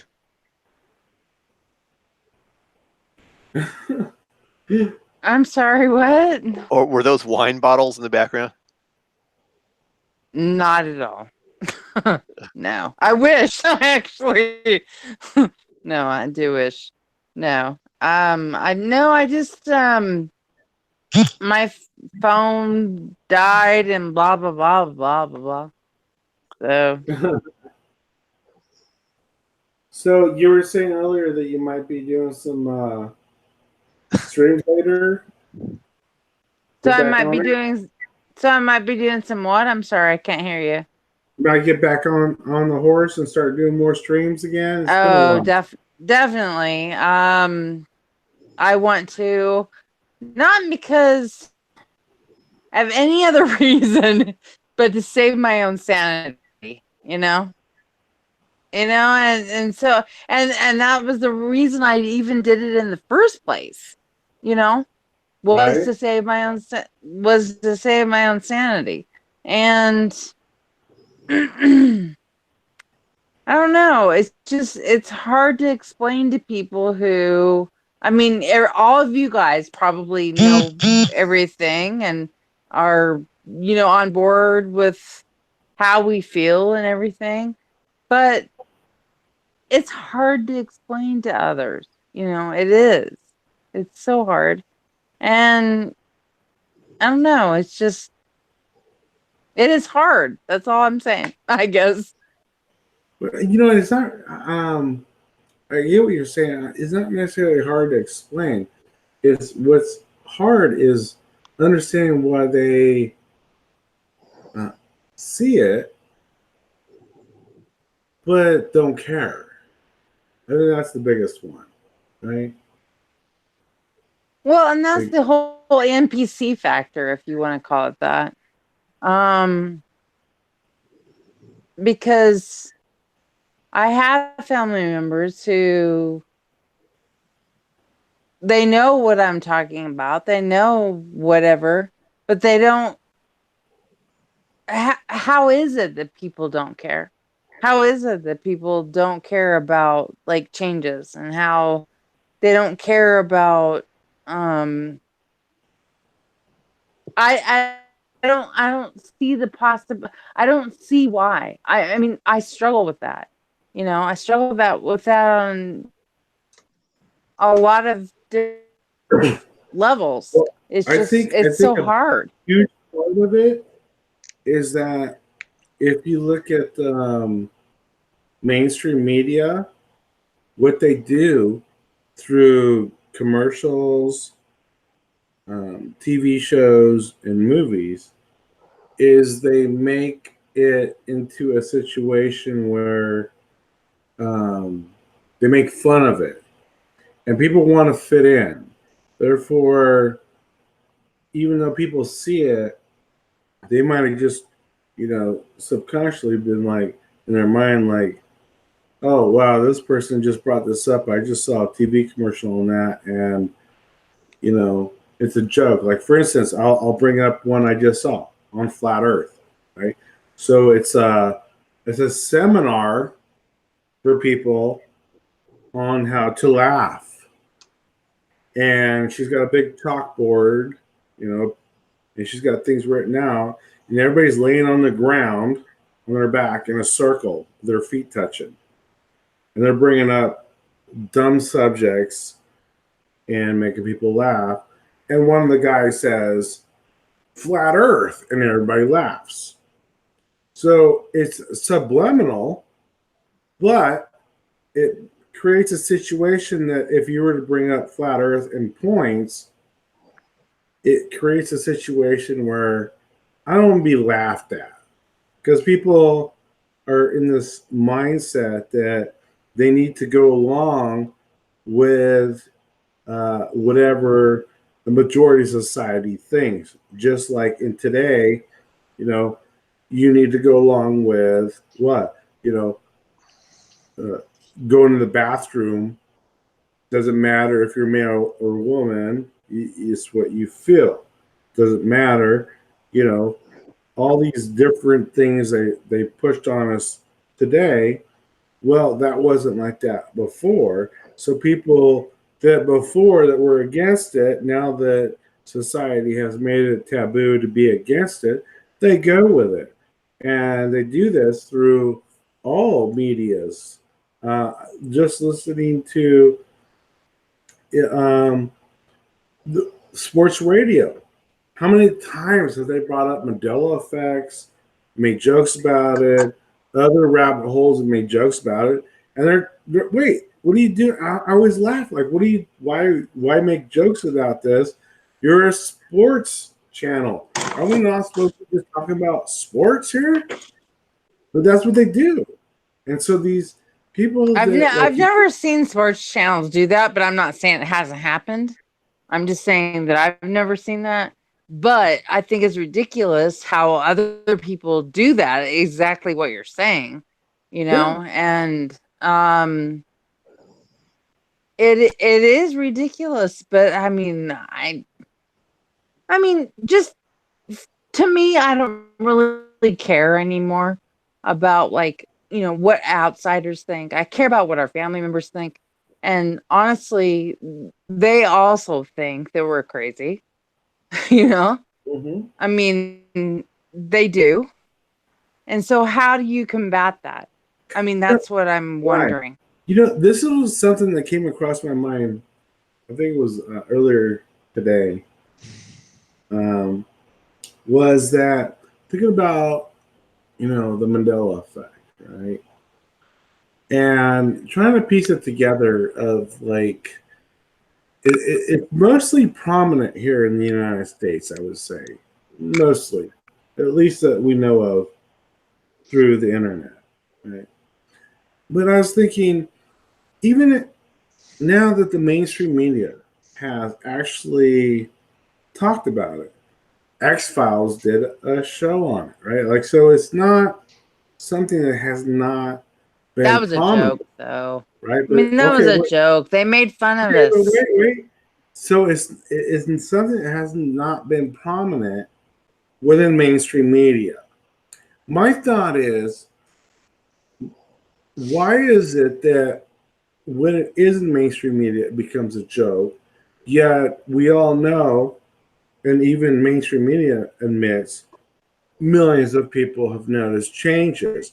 And so if that's the fact, then why is it that wouldn't the government want to look into this and find out if there's something, some type of mind control that maybe somebody else is portraying on American citizens? But no, it's no, right? The government doesn't get involved in it at all. Yet it's prominent.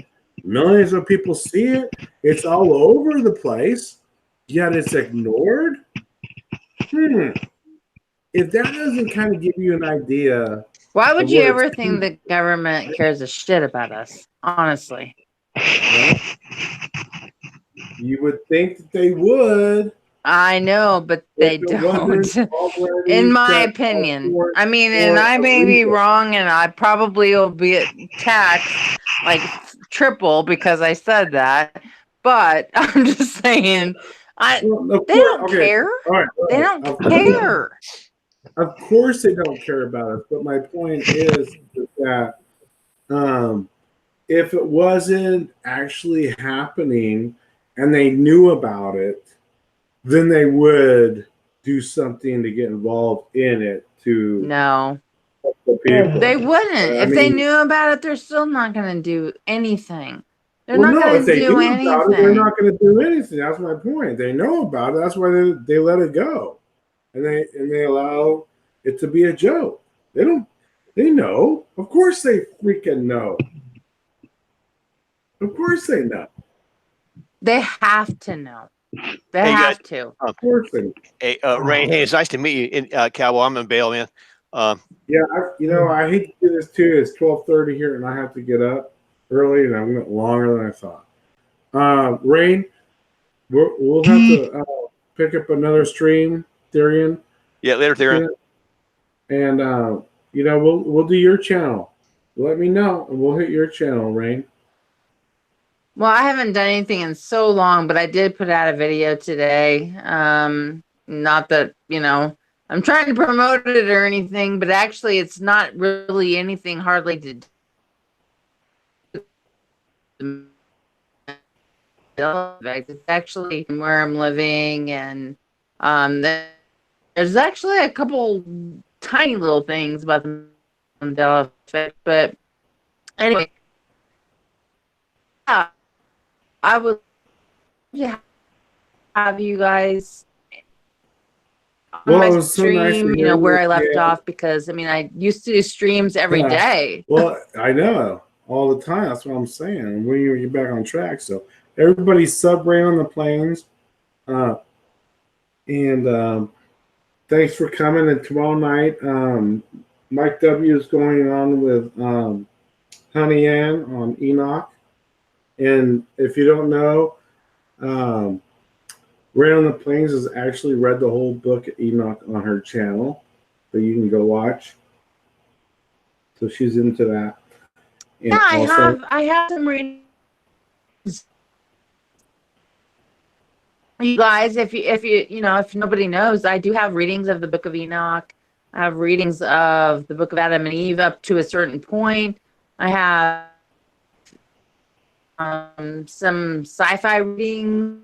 I like to do reading. If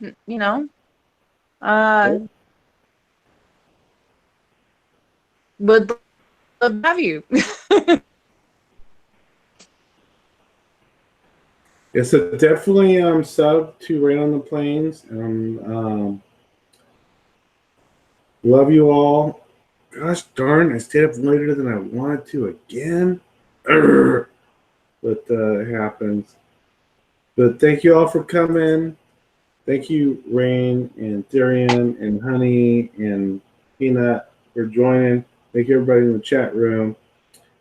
Love you all, and we will see you all soon. And keep it real. Love you all. Thanks, Darren.